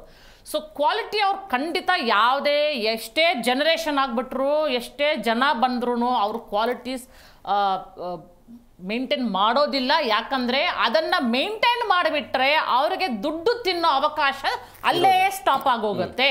5 years ನೀವು ಅಗ್ಯೋಂಗಿಲ್ಲ, 10 years ನೀವು ಅಗ್ಯೋಂಗಿಲ್ಲ ಅಂತ ರೋಡ್ ಯಾರಾದ್ರೂ ಕ್ವಾಲಿಟಿ ಮೇಂಟೈನ್ ಮಾಡಿಬಿಟ್ರೆ ಕಾಂಟ್ರಾಕ್ಟರ್ ಮೇಂಟೈನ್ ಮಾಡಬಾರ್ದು. ಆ ಥರ ಮೇಂಟೈನ್ ಮಾಡೋ ಕಾಂಟ್ರಾಕ್ಟರ್ಗೆ ಅವ್ರು ಕಾಂಟ್ರಾಕ್ಟೇ ಕೊಡೋಲ್ಲ. ಯಾಕಂದ್ರೆ ನಮ್ಗೆ ನೆಕ್ಸ್ಟ್ ಟೈಮ್ ಅಗಿಯಕ್ಕೆ ನಮಗೆ ಆಪರ್ಚುನಿಟಿನೇ ಸಿಗಲ್ಲ ಅಲ್ವಾ ಅವ್ರಿಗೆ. ಈ ರೋಡ್ ಸರಿ ಇಲ್ಲಪ್ಪ, ತಿರ್ಗಾ ನಾವು ಅಗಿಬೇಕು, ತಿರ್ಗಾ ಕೆಲಸ ಕೊಡಬೇಕು, ತಿರ್ಗಾ ನಾನು ಕಾಂಟ್ರಾಕ್ಟ್ ಕೊಡಬೇಕು, ತಿರ್ಗಾ ಯಾರಿಗಾದ್ರೂ ಕರ್ಕೊಂಡು ಬರಬೇಕು, the whole process. So it is a cycle of process, it is a cycle of corruption. ಇದು ಎಂಡ್ ಆಗೋದೇ ಇಲ್ಲ. ಸೊ ಜನಸಾಮಾನ್ಯರು ಏನು ಮಾಡಬೇಕು, ಮನೆಗಳ ಹತ್ರ ಬಂದು ಅವರು ವೋಟ್ ಕೇಳೋ ಬರುವಾಗ ನೀವು ಕೇಳ್ತೀರಲ್ಲ, ನೀವು ಯಾವ ಥರ ಕೆಲಸ ಮಾಡಿದ್ದೀರಾ, ಆ ಕೆಲಸದ ಮೇಲೆ ನಾವು ನಿಮಗೆ ವೋಟ್ ಮಾಡ್ತೀವಿ ಅಂತ ಜನ ಶುಡ್ ವೇಕಪ್, ಜನ ಎಚ್ಚೆತ್ಕೊಳ್ಬೇಕು. ಆವಾಗ್ಲೇ ಇದೆಲ್ಲ ಪ್ರಶ್ನೆ ಮಾಡಕ್ಕೆ ಸ್ಟಾರ್ಟ್ ಮಾಡಿದ್ರೆ, ಸರ್ ಒಬ್ರು ಪ್ರಶ್ನೆ ಮಾಡಿದ್ರೆ ಇವ್ರು ಬಂದು ಯಾಕ್ರಿ ನೀವು ಪ್ರಶ್ನೆ ಮಾಡ್ತೀರಾ ಅಂತ ಕೇಳ್ತಾರೆ. 100 ಜನ ಒಬ್ರು ಪ್ರಶ್ನೆ ಮಾಡಿದ್ರೆ, 1000 ಜನ ಪ್ರಶ್ನೆ ಮಾಡಿದ್ರೆ ಅದು ಹೆಂಗೆ ಪ್ರಶ್ನೆ ಮಾಡ್ತೀರಾ ನೀವು? ಪ್ರಶ್ನೆ ಮಾಡೋಕ್ಕೂ ಆಗಲ್ಲ ಅಂದರೆ ಬಿಡಿ, ನೆಕ್ಸ್ಟ್ ಟೈಮ್ ಎಲೆಕ್ಷನ್ ಬರುವಾಗ ಮಾತಾಡೋಕ್ಕೂ ಹೋಗ್ಬಿಡಿ. ಯಾವ ಥರ ಇವ್ರಿಗೆ ಜವಾಬ್ ಕೊಡ್ಬೇಕು ಆ ಥರ ಜವಾಬ್ ಕೊಡಿ. ಇವಾಗ ಎಕ್ಸಾಂಪಲ್ GB ಎಲೆಕ್ಷನ್ಸ್ ಬರ್ತಾ ಇದೆ, ನೀವು ಹೋಗ್ಬಿಟ್ಟು ಜನಸಾಮಾನ್ಯರಿಗೆ ಇದು ನೇರವಾಗಿ ಹೇಳ್ತಿದ್ದೀನಿ ನಾನು, ನೀವು ಕಾಂಗ್ರೆಸ್ ಸರ್ಕಾರ ಕ್ಯಾಂಡಿಡೇಟ್ಗೆ, BJP ಕ್ಯಾಂಡಿಡೇಟ್ಗೆ, JDS ಕ್ಯಾಂಡಿಡೇಟ್ಗೆ ಮಾತ್ರ ನೀವು ವೋಟ್ ಹಾಕಕ್ಕೆ ಹೋಗ್ಬಾರ್ದು. ಇಂಡಿಪೆಂಡೆಂಟ್ ಕ್ಯಾಂಡಿಡೇಟ್ಗೆ ಒಂದು ಅವಕಾಶ ಕೊಡಬೇಕು ನೀವು. ಜನಸಾಮಾನ್ಯರು ಈ ತರ ಕೆಲಸಗಳು ಮಾಡಕ್ ಸ್ಟಾರ್ಟ್ ಮಾಡಿದ್ರೆ ಪೊಲಿಟಿಕಲ್ ಪಾರ್ಟೀಸ್ ಸುಧಾರ್ ಮಾಡ್ತಾರೆ. ಯಾಕಂದ್ರೆ ಜನ ಹುಷಾರಾಗ್ಬಿಟ್ಟಿದಾರಪ್ಪ, ನಾವು ಕೆಲಸ ಮಾಡಿಲ್ಲ ಅಂದ್ರೆ ನಾವು ವೋಟ್ ಹಾಕಲ್ಲ ಅವರು, ನಾವು ಯಾವುದೇ ಒಂದು 5 ಬೆನಿಫಿಟ್ಸ್ ನಾವು ಕೊಡ್ತೀವಿ, ನಿಮಗೆ ಬಸ್ ಫ್ರೀ ಕೊಡ್ತೀವಿ, ನಿಮ್ಗೆ 2000 ಕೊಡ್ತೀವಿ, ಎಲ್ಲ ಇದನ್ನ ಕೊಟ್ಬಿಟ್ಟು ಐ ವಾಶ್ ಮಾಡೋದು ಜನರಿಗೆ. ಯಾಕೆ ಕೊಡ್ತಾರೆ ಇದೆಲ್ಲ? ಜನ ಇದ್ರ ಯೋಚನೆ ಮಾಡಿ. ನಿಮ್ಗೆ ಈ ಬೆನಿಫಿಟ್ಸ್ ಎಲ್ಲ ಕೊಟ್ಬಿಟ್ಟು ನಿಮ್ಮ ಐ ವಾಶ್ ಯಾಕೆ ಮಾಡ್ತಾರೆ ಅವರಂದ್ರೆ, ನಾವು ನಿಮ್ಗೆ ಬೆನಿಫಿಟ್ಸ್ ಕೊಡ್ತಾ ಇದೀವಿ, ಇದ್ರ ಬಗ್ಗೆ ನೀವು ಪ್ರಶ್ನೆ ಮಾಡಬಾರ್ದು, ಅದಕ್ಕೆ ನಾವು ಇದೆಲ್ಲ ನಿಮ್ಗೆ ಫ್ರೀಯಾಗಿ ಕೊಡ್ತಿದ್ದೀವಿ ಅಂತ ನಾಳೆ ಹೇಳ್ತಾರೆ ಇವರು. ಅಂತಹ ವ್ಯಕ್ತಿಗಳು ಇವರು. ಸೊ ಜನಸಾಮಾನ್ಯರು ಎಚ್ಚರಿಕೊಳ್ಳಿ, ದಯವಿಟ್ಟು ಯೋಚನೆ ಮಾಡಿ. ನಿಮ್ಮ ವೋಟ್ ತುಂಬಾ ಇಂಪಾರ್ಟೆಂಟ್. ಯೋಚನೆ ಮಾಡಿ ನೀವು ಯಾರಿಗೆ ಸಪೋರ್ಟ್ ಮಾಡ್ತಿದ್ದೀರ. ಯಾಕಂದ್ರೆ ನೀವು ಯಾರು ಸಪೋರ್ಟ್ ಮಾಡ್ತಿದ್ದೀರೋ ಅವರೇ ನಮ್ಮನ್ನ ಖಾಲಿ ಮಾಡಿಬಿಟ್ಟು ಹೋಗ್ಬಿಡ್ತಿದ್ದಾರೆ. 2 ವೀಲರ್ ಓಡಿಸೋರು ಒಂದು ವ್ಯಕ್ತಿ ರೋಡಲ್ಲಿ ಇವಾಗ ಎಷ್ಟೋ ಜನರುಗಳಿಗೆ ಈ ಪಾಟ್ ಹೋಲಿಂದ ಹ್ಯಾಂಡ್ ಇಶ್ಯೂಸ್ ಬಂದಿದೆ. ನಾವೆಲ್ಲ ಕೇಳಲೇ ಇಲ್ಲ, ಆ ಥರ ಒಂದೊಂದು ಇಶ್ಯೂಸ್ ಬರ್ತಿದೆ. ಆರ್ಥೋಪೆಡಿಕ್ ಹತ್ರ ಹೋಗ್ತಿದ್ದಾರೆ, ಡಯಾಬಿಟೀಸ್ ಗೊತ್ತು ಇವಾಗ ನಮಗೆಲ್ಲ, ಕ್ಯಾನ್ಸರ್ ಗೊತ್ತು. ಈ ಗಾಡಿ ಓಡಿಸೋರಿಗೆ ಏನೋ ಪ್ರಾಬ್ಲಮ್ ಬಂದಿದೆ. ಏನು ಪ್ರಾಬ್ಲಮ್ ಅಂತ ಕೇಳಿದ್ರೆ ಒಬ್ಬೊಬ್ಬ ಡಾಕ್ಟರ್ ಒಂದೊಂದು ಹೇಳ್ತಾರೆ. ಯಾಕಂತ ಹೇಳಿದ್ರೆ because of the bad roads in Bangalore. So ಎಷ್ಟು ಮಟ್ಟಕ್ಕೆ ಇವ್ರು ತಗೊಂಡು ಬಂದಿದ್ದಾರೆ. ಇದೆಲ್ಲ ಎಂಡ್ ಆಫ್ ದ ಡೇ ಇದ್ರಲ್ಲಿ ಸಫರ್ ಆಗೋರು ಯಾರು? ನಿಮ್ಮಂತ ಜನಸಾಮಾನ್ಯ. ಸೊ ಜನ ಇದಕ್ಕೆ ಪ್ರಶ್ನೆ ಮಾಡಬೇಕು. ಅರವಿಂದ್ ಸರ್, ಈಗ ಸಹಜವಾಗಿ ಈ ರೀತಿಯ ಸಮಸ್ಯೆ ಅಂತ ಬಂದಾಗ, ಗುಂಡಿಗಳ ಸಮಸ್ಯೆಯಿಂದಾಗಿ ಆಗುವಂಥ ಅನಾಹುತಗಳೇನು? ಬೆಂಗಳೂರಲ್ಲಿ ಏನೆಲ್ಲ ಸಮಸ್ಯೆ ಆಗ್ಬೋದು? ಅದ್ರ ಜೊತೆಗೆ ಆರ್ಥಿಕವಾಗಿ ಹಿನ್ನಡೆ ಆಗುತ್ತಾ ಬೆಂಗಳೂರಿಗೆ? 100% ನೋಡಿ, ಒಂದು ನಮಗೆ ಇನ್ವೆಸ್ಟ್ಮೆಂಟ್ಸು, ನಮ್ಮ ಔಟ್ಲುಕ್ಕು, ನಮ್ಮದು ಲೆವೆಲ್ ಆಫ್ ಅಂದರೆ ಕ್ವಾಲಿಟಿ ಆಫ್ ಲಿವಿಂಗ್ ಇದೆಯಲ್ಲ, will define the business that will attract. See why Bangalore has attracted so many MNCs or any sort of business is because of its strategic position, climate, at the same time the quality of living. ನೀವು ಒಂದು ಗುಣಮಟ್ಟ, ಜೀವನದ ಗುಣಮಟ್ಟ ಸುಧಾರಿಸದೆ ಹೋದರೆ, ಬರೀ infrastructure ಸುಧಾರಿಸಿದ್ರೂ ಪ್ರಯೋಜನ ಇಲ್ಲ. ಆದರೆ ನಮ್ಮಲ್ಲಿ ಎಷ್ಟು ಇನ್ಫ್ರಾಸ್ಟ್ರಕ್ಚರ್ ಹಾಳಾಗ್ತಾ ಇದೆ ಅಂತಂದರೆ ನಮ್ಮ ಜೀವನದ ಗುಣಮಟ್ಟವೇ ಕಡಿಮೆ ಆಗಿದೆ. ಹೇಗೆ ಮೇಡಮ್ ಹೇಳಿದ್ರು, ಇವಾಗ ನಾವು ಒಂದು ಬ್ಯಾಕ್ ಪೇನ್ ಆಗ್ಬೋದು, ಇಲ್ಲದ್ರೆ ಇದಕ್ಕಾಗ್ಬೋದು. ಅದು ಪ್ರಾಕ್ಟಿಕಲ್ ಆಗಿ ಒಂದು ಮಟ್ಟಕ್ಕಾದರೆ ಪೊಲ್ಯೂಷನ್ ಅದರಿಂದ ಜಾಸ್ತಿ ಆಗ್ತದೆ. ಯಾಕಂದರೆ ನಿಮಗೆ ಇಂದಿನ ಜಾಸ್ತಿ ಖರ್ಚಾಗ್ತದೆ. The way we are living, it's all ಎಲ್ಲ ಕಡೆ ಸ್ಮೋಕು ಇದು ಆಗಿರೋದು. Pollution is also it's end ups to this one. ಇದು ಒಂದೇ ಅಲ್ಲ, ಜನರ social life and behaviour is affecting. So it is a cascading effect ಅಂತ ಹೇಳ್ತಾರೆ ಇದಕ್ಕೆ. ಇದು ಚಿಕ್ಕದಾಗಿ ಶುರು ಆದರೂ ಕೂಡ ಅದು ಕ್ಯಾಸ್ಕೇಡಿಂಗ್ ಎಫೆಕ್ಟ್ಸ್ ಇರುತ್ತೆ. ಇನ್ವೆಸ್ಟ್ಮೆಂಟ್ಸು ತುಂಬ ನಮಗೆ ಇದು ಆಗುತ್ತೆ. And cost of transportations, cost of infrastructure ಎಲ್ಲ ಎಸ್ಕಲೇಟ್ ಆಗ್ತಾ ಇದೆ. ಇದನ್ನು ಇಷ್ಟು ಮಟ್ಟಕ್ಕಾದರೂ ಇವ್ರು ತೊಗೊಂಡು ಹೋಗಬಾರ್ದಿತ್ತು ನಮ್ಮ ರಾಜಕಾರಣಿಗಳು. ಯಾಕಂದರೆ ಏನೇ ನಮ್ಮದು ಇರಲಿ ಬಿಡಲಿ, ಈ ಪಾಟ್ ಹೋಲ್ಸು ನಮ್ಮದೇ, ಈ ರಾಜಕಾರಣಿನೂ ನಮ್ಮದೇ. Both are equal quality. Pot holes ನಮ್ಗೆ ಹೇಗೆ ಬೇಡವೋ ಹಾಗೆ ಈಗಿನ ರಾಜಕಾರಣಿಗಳು ನಮಗೆ ಬೇಡಾಗ ಹೋಗ್ಬಿಟ್ಟಿದ್ದಾರೆ. ಅಂದರೆ ಅವ್ರಿಗೆ ಯಾವುದೇ ರೀತಿಯ ಸ್ವಾಭಿಮಾನ, ದೇಶಾಭಿಮಾನ ಇವು ಯಾವುದು ತುಂಬ ದೂರದಾಗ ಹೋಗಿದೆ. ಅವ್ರಿಗೆ ಆತ್ಮಾಭಿಮಾನ ಕೂಡ ಇಲ್ಲ. ಅವ್ರ ಮನಸ್ಸಲ್ಲಿ ಏನು ಹೇಳ್ತಾ ಇದ್ದಾರೆ ಅದರಲ್ಲಿ ನಾನು ಸತ್ಯವಾಗಿದ್ದೀನ. ಈಗ ಈ ಪ್ರಶ್ನೆ ನಾನು ಕೇಳಿದ್ರೆ DK ಶಿವಕುಮಾರ್ ಅವರು, ಮಾನ್ಯ DK ಶಿವಕುಮಾರ್ ಅವರಾಗಲಿ, ಮಾನ್ಯ ನಮ್ಮ ಚೀಫ್ ಮಿನಿಸ್ಟರ್ ಆಗಲಿ ಏನು ಹೇಳ್ತಾರೆ? ಒಂದು ಫಲಕವನ್ನು ಹಾಕ್ಬಿಟ್ಟು ನೀವು ಕೆಲಸ ಶುರು ಮಾಡಬೇಕು ಅಂತ ರೂಲ್ಸ್ ಹೇಳುತ್ತಲ್ಲ. ಒಬ್ಬರಾದರೂ ಮಾಡಿದ್ದೀರಾ? ಒಬ್ಬರಾದರೂ ಮಾಡಿರೋದು ನೋಡಿದಾರಾ? ಅದು ರೂಲ್ಸ್ ಇದೆ ಅನ್ನೋದೇ ಗೊತ್ತಿರಲ್ಲ. ಅಂದರೆ ನಾನು ಹೇಳ್ತಾ ಇರೋದು, ನಾಳೆ ನಿಮ್ಮ ಮಕ್ಕಳು ಮೊಮ್ಮಕ್ಕಳು ಫಾರಿನಲ್ಲಿ ಓದಿ ಬಂದಿದ್ದಾರಲ್ಲ, ಅವ್ರಿಗೆ ಗೊತ್ತಾಗ್ಬಿಡುತ್ತೆ ನಮ್ಮ ಅಜ್ಜ ಎಷ್ಟು ಒಬ್ಬ ಅಂದರೆ ಮಾರಲಿ ಲೋ ಆಗಿರೋವಂಥವ್ರು. ಈ ರೂಲ್ಸ್ ಇತ್ತು, ಇದನ್ನು ಫಾಲೋ ಮಾಡ್ತಾ ಇರಲಿಲ್ಲ. ನಮ್ಮ ಮುತ್ತಜ್ಜ ಇಲ್ಲ ಅಜ್ಜ ಒಬ್ಬ ಮಿನಿಸ್ಟರ್ ಆಗಿದ್ದರು, CM ಆಗಿದ್ದರು, ಡೆಪ್ಯೂಟಿ CM ಆಗಿದ್ದರು. ಅವರು ನೇರ ಪ್ರಶ್ನೆ ಮಾಡಿದ್ರೆ ನೀವು ಏನು ಉತ್ತರ ಹೇಳ್ತೀರಾ? ನಮ್ಮ ಗುಣಮಟ್ಟ ಹೇಗೆ ಸುಧಾರಿಸಬೇಕು? ಭಾಳ ಸಿಂಪಲ್ ಇದೆ ಸರ್. ಒಂದು ಸಾಫ್ಟ್ವೇರಲ್ಲಿ ನೀವು ಒಂದು ಗ್ಲಿಚ್ ಅಂತಾರೆ, ಅಂದರೆ ಒಂದು ಮಿಸ್ಟೇಕ್ ಇರೋದನ್ನು ನೀವು ಗೂಗಲಲ್ಲಿ ಹುಡುಕಿದ್ರೆ you will be given lakhs of dollars. ಯಾಕೆ ಹೇಳ್ತಾರೆ ಅಂದರೆ ನಾವು ಅಷ್ಟು ಪರ್ಫೆಕ್ಟ್ ಆಗಿದ್ದೀವಿ ಅಂತ. ಇವತ್ತಿಗೆ ಓಪನ್ ಆಗಿ ನಮ್ಮ ಮಿನಿಸ್ಟರ್ಗಳಾಗಲಿ, MLAಗಳಾಗಲಿ, ನಾನು ಇಂಥಲ್ಲಿ ಏನಂತಾರೆ, ನಾನು ಇರ್ತೇನೆ, ನಾನು ರೋಡ್ ಸೈಡಲ್ಲಿ ನಿಂತ್ಕೊಂಡು ಕಾಫಿ ಕುಡಿದು ನೀವು ಯಾರಾದರೂ ಬಂದು ಏನೇ ಸಮಸ್ಯೆ ಇದ್ರೂ ಬಂದು ಕೇಳಿ ಅನ್ನುವಂಥ ಪರಿಸ್ಥಿತಿಯಲ್ಲಿ ಇದ್ದಾರೆ. ಇವತ್ತಿಗೆ ಇವ್ರಿಗೆ ಗುಂಡಿಕ್ಕಿ ಸಾಯಿಸೋಕ್ಕಿಂತ ಜಾಸ್ತಿ ಜನರ ಪ್ರಶ್ನೆಯಿಂದ ಹೆದರಿಕೆ ಆಗ್ತಾ ಇದೆ.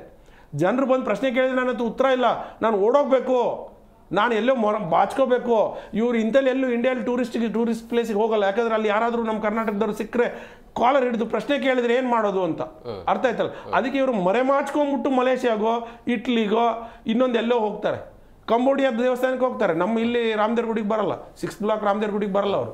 ಯಾಕೆ ಬರಲ್ಲ? ಯಾಕಂದ್ರೆ ಇಲ್ಲಿ ಬಂದು ಯಾರಾದರೂ ಪ್ರಶ್ನೆ ಮಾಡಿ ಕಾಲರ್ ಹಿಡಿದು ಕೇಳಿದ್ರೆ ಅಂತ. ಅಂದರೆ you know that you are not doing a right thing. ಅದಕ್ಕೋಸ್ಕರ ಈಗ ಪಬ್ಲಿಕ್ ಗ್ರೀವೆನ್ಸಸ್ ರಿಡ್ರೆಸಲ್ ಸಿಸ್ಟಮ್ ಹೇಗಿರಬೇಕು ಅಂದರೆ, ನಾನು ಒಂದು ತಪ್ಪು ಹುಡುಕಿ ಹೇಳು, ನಾನು ಇಲ್ಲೇ ಇದ್ದೀನಿ, ನನ್ನ ಮನೆ ಇಲ್ಲೇ ಇದೆ, ನಾನು ನಿಮ್ಮದೇ ಬೀದಿಯಲ್ಲಿ ಇರ್ತೀನಿ, ನಾನು ಇಲ್ಲೇ ಮಸಾಲೆ ದೋಸೆ ತಿಂತಾ ಇರ್ತೀನಿ, ಬನ್ನಿ ಅಂತ ಹೇಳಬೇಕು ಜನಕ್ಕೆ. ಆ ನೈತಿಕತೆ ಯಾವಾಗ ಬರುತ್ತೆ? ಇವರು 16 ವರ್ಷದಿಂದ ಒಳ್ಳೆ ಹೊಡಿತ ಪ್ರಾಮಾಣಿಕತೆ ಇಲ್ವೇ ಇಲ್ಲ. ನೋಡಿ, ನಮ್ಮ ಬೆಂಗಳೂರು, ನಮ್ಮ ಕರ್ನಾಟಕದ ಜನತೆ ಮಾತಾಡಬೇಕಾದ್ರೆ ಪಾಪ ಅವರು ಎಲ್ಲೋ ಒಂದು ಕಡೆ ಇದರಲ್ಲಿ ಹೇಳಿದರು, ನಮ್ಮ ಕರ್ನಾಟಕದ ಜನತೆ ಬುದ್ಧಿವಂತರಿದ್ದಾರೆ. ಎಷ್ಟು ಬುದ್ಧಿವಂತರಿದ್ದಾರೆ, ಎಷ್ಟು ಪ್ರಾಮಾಣಿಕರಿದ್ದಾರೆ ಅಂತಂದರೆ ನಾವು ಹಳೇದನ್ನು ನೋಡಿದ್ರೆ ಸಿಗುತ್ತೆ. ಇದೇ ಬೆಂಗಳೂರಿನಲ್ಲಿ ಟ್ರಾಫಿಕ್ ಸಮಸ್ಯೆ ತುಂಬ ಇತ್ತು. ಅದರಲ್ಲೂ ವಿಶೇಷವಾಗಿ ಯಾವುದು ಏರ್ಪೋರ್ಟ್ ರಸ್ತೆ ಇದೆಯಲ್ಲ, ಅಲ್ಲಿ ತುಂಬ ಸಮಸ್ಯೆ ಇತ್ತು. ಆ ಸಮಸ್ಯೆಯನ್ನು ಕೇವಲ ಒಂದೇ ದಿನದಲ್ಲಿ ಮುಗಿಸಿದ್ರು. ನೀವು ಮೋಸ್ಟ್ಲಿ ನಿಮ್ಗೆ ನೆನಪಿದೆಯೋ ಇಲ್ಲ ಗೊತ್ತಿಲ್ಲ, ಪಟಾಪಟ್ ಬ್ರಿಡ್ಜ್ ಅಂತ ಮಾಡಿದರು. ಗುಟ್ಟಳ್ಳಿಯ ಬ್ರಿಡ್ಜ್ ಇದೆಯಲ್ಲ, ಅಂದರೆ ವಿಂಡ್ಸರ್ ಮಾನರ್ ಆದ ತಕ್ಷಣ ಒಂದು ಬ್ರಿಡ್ಜ್ ಬರ್ತದೆ, ಫ್ಲೈಓವರ್. ಅದಾದ ನಂತರ ಮುಂದೆ ಹೋದರೆ ಎಡಗಡೆಗೆ ಒಂದು ಸದಾಶಿವನಗರದ ಕಡೆ ಹೋಗುತ್ತೆ. ಅಲ್ಲಿಂದ ಮೇಕ್ರಿ ಸರ್ಕಲ್ ಆದಮೇಲೆ ಮುಂದೆ ಗಂಗೇನಹಳ್ಳಿ, ಅಲ್ಲಿ ಒಂದು ಬ್ರಿಡ್ಜ್ ಮಾಡಿದ್ದಾರೆ. ಇದು ಪಟಾಪಟ್ ಬ್ರಿಡ್ಜ್. ಅಂದರೆ ಕೇವಲ 1-2 ದಿನದಲ್ಲಿ 3 ದಿನದಲ್ಲಿ ಮಾಡಿ ಮುಗಿಸಿದ್ರು. ಅದು ಎಷ್ಟು ಚೆನ್ನಾಗಿದೆ ಅಂದರೆ ಇವತ್ತಿನವರೆಗೂ ಅಲ್ಲಿ ಟ್ರಾಫಿಕ್ಗಳು ಆಗ್ತಾ ಇಲ್ಲ. ಅಂದರೆ ನಮ್ಮ ಬುದ್ಧಿವಂತರು ಇಲ್ಲ ಅಂತಲ್ಲ, ಬುದ್ಧಿವಂತರಿದ್ದೀವಿ, ಅಷ್ಟೇ ಯೋಗ್ಯತೆಯನ್ನಿರುವಂಥವ್ರು ಇದ್ದೀವಿ. ಆದರೆ ಸಮಸ್ಯೆ ಆಗ್ತಿರೋದು ಅವಾಗಲಿಂದ ಇವರಿಬ್ಬರು ಹೇಳ್ತಾ ಇದ್ದಾರೆ, ನಮ್ಮ ಏನು ಪಬ್ಲಿಕ್ಸ್ ಇದಾರಲ್ಲ ಅವರು ಭ್ರಷ್ಟರಾಗಿದ್ದಾರೆ. ಪಬ್ಲಿಕ್ಸು ಭ್ರಷ್ಟರಾಗಿರೋದ್ರೆ ರಾಜಕಾರಣಿಗಳು ಭ್ರಷ್ಟರಾಗಿದ್ದಾರೆ. ಅಂದರೆ ಮಾಡಿದ್ದ ಕರ್ಮವನ್ನು ಅನುಭವಿಸ್ತಾ ಇದ್ದೀವಿ ನಾವು. ಯಾರೋ 100 ಜನ, 1000 ಜನ, ಲಕ್ಷಾಂತರ ಜನ ಈ ನೋಟು ತೊಗೊಂಡ್ರಲ್ಲ, 500 ರೂಪಾಯಿ ಅಥವಾ 1000 ರೂಪಾಯಿ ನೋಟು, ಆ ನೋಟಿನ ಕಾರಣದಿಂದಾಗಿ ನಾವು ಈ ಕರ್ಮವನ್ನು ಅನುಭವಿಸ್ತಾ ಇದ್ದೀವಿ. ಈ ಸಂದರ್ಭದಲ್ಲಿ ಒಂದು ನನಗೆ ಚೆನ್ನಾಗಿ ನೆನಪು ಬರುತ್ತೆ. ಇತ್ತೀಚೆಗೆ ನನಗೆ ಒಬ್ಬರು ಫಾರಿನ್ ರಿಟರ್ನ್ಡ್, ಅಂದರೆ ಅಲ್ಲಿ ಓದಿ ಬೆಂಗಳೂರಿಗೆ ಬಂದಿರುವಂತಹ ಒಬ್ಬ ಸಾಫ್ಟ್ವೇರ್ ಇಂಜಿನಿಯರ್, ಅವನು ಇಲ್ಲಿರುವಂಥ ಆಸ್ತಿ ಮಾರ್ಕೊಂಡು ನಾನು ಇಲ್ಲಿ ಇದನ್ನು ಬಿಟ್ಟು ಅಲ್ಲಿಗೆ ಹೊರಟೋಗ್ತೀನಿ, ನನಗೆ ಈ ದೇಶದ ಸವಾಸವೇ ಬೇಡ, ಈ ಮಾತನ್ನು ನನ್ನ ಹತ್ರ ಹೇಳ್ತಾನೆ. ಯಾಕೆ ಹೇಳ್ತಾನೆ ಅಂದರೆ, ಅಲ್ಲಿರುವಂತಹ ಇನ್ಫ್ರಾಸ್ಟ್ರಕ್ಚರ್ ಏನಿದೆಯಲ್ಲ, ಅಲ್ಲಿನ ಡಿಸಿಪ್ಲಿನ್ ಏನಿದೆಯಲ್ಲ, ಅಲ್ಲಿನ ಜನರ ವಾತಾವರಣ ಏನಿದೆಯಲ್ಲ, ಅದನ್ನು ನಂಬಿ. ಆದರೆ ಆತನಿಗೆ ಹೇಳಿದೆ, ನೋಡಪ್ಪ, ಇಲ್ಲಿರುವಂಥ ಕೌಟುಂಬಿಕ ವ್ಯವಸ್ಥೆ ಅಲ್ಲಿಲ್ಲ. ಆದರೆ ಇಲ್ಲಿ ನಮ್ಮವರು ಭ್ರಷ್ಟರಾಗಿರೋದ್ರಿಂದ, ಸ್ವಾರ್ಥಿಗಳಾಗಿರೋದ್ರಿಂದ ಈ ರೀತಿಯ ಒಂದು ಅವ್ಯವಸ್ಥೆ ಇದೆ. ಸತ್ಯ, ನಾನು ಒಪ್ಕೊತೀನಿ. ಆದರೆ ಇಲ್ಲಿನ ಒಂದು ಕೌಟುಂಬಿಕ, ಇಲ್ಲಿನ ಒಂದು ಸಾಮಾಜಿಕ ಹಿನ್ನೆಲೆ ಇದೆಯಲ್ಲ, ಅದು ಅಲ್ಲಿಲ್ಲ ಅಂತ ಅನ್ನೋದು ಆ ಭಾಗ ಬೇರೆ. ಆದರೆ ಈ ಸಂದರ್ಭದಲ್ಲಿ ನಾವು ಮುಖ್ಯವಾಗಿ ಯೋಚನೆ ಮಾಡಬೇಕಾಗಿರೋದು ಏನು ಅಂತ ಹೇಳಿದರೆ, ಈ ಎಲ್ಲ ಸದ್ಗುಣಗಳು ನಮ್ಮಲ್ಲಿದ್ದರೂ ಕೂಡ, ಅಂದರೆ ಇಡೀ ಬಿಳಿ ಬಟ್ಟೆ ತುಂಬ ಚೆನ್ನಾಗಿದ್ದರೂ ಕೂಡ ಮೇಲಿರುವಂಥ ಕಪ್ಪು ಕಳಂಕ ಇದೆಯಲ್ಲ, ಆ ಕಳಂಕದಂತೆ ಈ ಸ್ವಾರ್ಥ ಮತ್ತು ಭ್ರಷ್ಟಾಚಾರ ನಮ್ಮನ್ನು ತಿಂತಾ ಇದೆ. ಈ ಹಿನ್ನೆಲೆಯಿಂದ ನಾವು ಯೋಚನೆ ಮಾಡಬೇಕಾಗಿರುವಂಥದ್ದು, ನಾವು ನಮ್ಮ ಭವಿಷ್ಯವನ್ನು, ಭಾರತದ ಭವ್ಯ ಭವಿಷ್ಯವನ್ನು, ನಮ್ಮ ಮುಂದಿನ ಪೀಳಿಗೆಗಾಗಿ ನಾವು ಏನು ಬಿಟ್ಟೋಗ್ತೀವಿ, ಸಾಕ್ಷಿಗುಡ್ಡ ಏನು, ಅದು ಯಾವುದೇ ಸರ್ಕಾರ ಇರ್ಬೋದು, ಯಾವುದೇ ಮಂತ್ರಿಗಳಿರ್ಬೋದು, ಯಾವುದೇ ಅಧಿಕಾರಿಗಳಿರ್ಬೋದು, ಯಾರ ಕಾಲದಲ್ಲಿ ಏನಾಯಿತು. ಚುನಾವಣಾ ಆಯೋಗ ಅಂತ ಹೇಳಿದರೆ ನಮಗೆ ಗೊತ್ತಾಗಿದ್ದೆ ಶೇಷನ್ನಿಂದ, ಲೋಕಾಯುಕ್ತ ಅಂತ ನಮಗೆ ಗೊತ್ತಾಗಿದ್ದೇನೆ ವೆಂಕಟಾಚಲಯ್ಯ ಅವರಿಂದ. ಹಾಗೆ ಇವತ್ತು ಇವರ ಹೆಸರುಗಳನ್ನು ನೆನಪು ಮಾಡಿಕೊಂಡ್ರೆ ಭ್ರಷ್ಟಾಚಾರಿಯೋ, ಅತ್ಯಾಚಾರಿಯೋ, ಅಥವಾ ಇವನೊಬ್ಬ ಅಸಮರ್ಥ ಅಯೋಗ್ಯ ರಾಜಕಾರಣಿಯೋ ಅನ್ನೋಂಥದ್ದು ಗೊತ್ತಾಗೋ ಲೆವೆಲಿಗೆ ಬಂದುಬಿಟ್ಟಿದ್ದೀವಿ. ಇದಕ್ಕಿಂತಲೂ ಕೆಳಗಡೆ ಹೋಗ್ಲಿಕ್ಕೆ ಸಾಧ್ಯ ಇಲ್ಲ. ಆ ಪ್ರಪಾತದಲ್ಲಿದ್ದೀವಿ. ಈಗಲಾದರೂ ಎಚ್ಚೆತ್ಕೊಳ್ಬೇಕಾದ್ರೆ ಜನ ಪ್ರಯತ್ನ ಮಾಡಬೇಕು. ಒಂದೊಂದು ಚಿಕ್ಕದು ಹೇಳ್ಬಿಡ್ತೀನಿ ಸರ್. ಇಲ್ಲಿ ಇದಕ್ಕೆ ಸ್ಟ್ಯಾಂಡರ್ಡ್ಸನ್ನು ಸೆಟ್ ಮಾಡೋಕ್ಕೆ ಯಾಕೆ ಕಿನ್ನು ಮುಜುಮ್ದಾರ್ ಅವರಿಗೆ, ನಂದನ್ ನಿಲ್ಕಿಲಿ ಅವರಿಗೆ, ಅವ್ರಿಗೆಲ್ಲ ಒಂದು ಪ್ರಶ್ನೆ ಮಾಡುವಂಥ ಹಕ್ಕು ಹೇಗೆ ಬಂತು ಅಂತ ಹೇಳ್ತೀನಿ ನಿಮಗೆ. ಯಾಕಂದರೆ they have all worked on tender sure roads. ನಾವು ಅದನ್ನು ಉಲ್ಲೇಖ ಮಾಡಬೇಕಿತ್ತು, ನಾನು ಸ್ಟಾರ್ಟಿಂಗಲ್ಲೇ ನಾನು ಮರ್ತೋಗ್ಬಿಟ್ಟೆ, ವೆರಿ ಸಾರಿ. ಬಿಕಾಸ್ ಪ್ರೈವೇಟಲ್ಲಿ ಬಂದುಬಿಟ್ಟು ಗೌರ್ಮೆಂಟ್ ಮಾಡುವಂಥ ಫುಟ್ಪಾತ್ಗೆ ಸ್ಟ್ಯಾಂಡರ್ಡ್ಸು, ಅಂಡರ್ ಚಾನೆಲ್ಸು, ಅಂದರೆ ಯುಟಿಲಿಟಿ ಕೇಬಲ್ಸಿಗೆ ಹೋಗೋಕ್ಕೆ ಸ್ಟ್ಯಾಂಡರ್ಡ್ಸನ್ನ ಸೆಟ್ ಮಾಡ್ತಾರೆ. ರೋಡ್ ಯಾವ ಗುಣಮಟ್ಟದಲ್ಲಿ ಇರಬೇಕು ಅಂತ ಹೇಳ್ತಾರೆ. ನಮ್ಮ ಇಂಥಲ್ಲಿ ಒಂದು 2-3 ಕಡೆ ಟೆಂಡರ್ ಶ್ಯೂರ್ ರೋಡ್ಸ್ ಅಂತ ಆಗಿದೆ. ಟೆಂಡರ್ ಶ್ಯೂರ್ ರೋಡ್ಸ್ ಅಂತಂದರೆ ಅದಕ್ಕೊಂದು ಟರ್ಮ್ ನೀವು ಕೇಳಿರ್ಬೋದು, ಅದರ ಅರ್ಥನೇ ಗೊತ್ತಿಲ್ಲ. ಟೆಂಡರ್ ಶ್ಯೂರ್ ಅನ್ನೋದನ್ನ ಸ್ಪಷ್ಟವಾಗಿ ಹೇಳಬೇಕಾಗಿದೆ, ಅದು ಜನತೆಗೆ ತಿಳಿಸ್ತಾ ಇಲ್ಲ. ಅದನ್ನ ಟೆಂಡರ್ ಶ್ಯೂರ್ ಅಂದರೆ ಒರಿಜಿನಾಲಿಟಿ ಅದನ್ನು ಹೇಳಬೇಕು. ಅದ್ರ ಬಗ್ಗೆ ಕಿರಣ್ ಮುಜುಮ್ದಾರ್ ಅವರು, ನಂದನ್ ನಿಲ್ಕಿನಿ ಅವರು, ಇಂಥವ್ರು 10 ಜನರು ಹೊರಗಡೆ ಫಾರಿನಲ್ಲಿ ಹೋಗ್ಬಿಟ್ಟು ಅವರ ಸ್ವಂತ ದುಡ್ಡಿನಲ್ಲಿ ಅವರು ಸ್ಟ್ಯಾಂಡರ್ಡ್ಸನ್ನು ಸೆಟ್ ಮಾಡಿ ಇಂಥಲ್ಲಿ ಅದನ್ನು ಇಂಪ್ಲಿಮೆಂಟ್ ಮಾಡೋಕ್ಕೆ ಟ್ರೈ ಮಾಡಿದ್ದಾರೆ. ಅದಕ್ಕೋಸ್ಕರ ಅವ್ರಿಗೆ ಹೇಳಲಿಕ್ಕೆ ಒಂದು, ಬಟ್ ಆದರೆ ಅವ್ರು ಅದನ್ನ ಹೇಳುವಾಗ ನಾನು ಕಷ್ಟಪಟ್ಟಿದ್ದೀನಿ ಅಂತ ಅವ್ರು ಹೇಳಲಿಲ್ಲ. ಯಾಕಂದರೆ they don't want to take a tussle with these bad rogues ಅಂತ.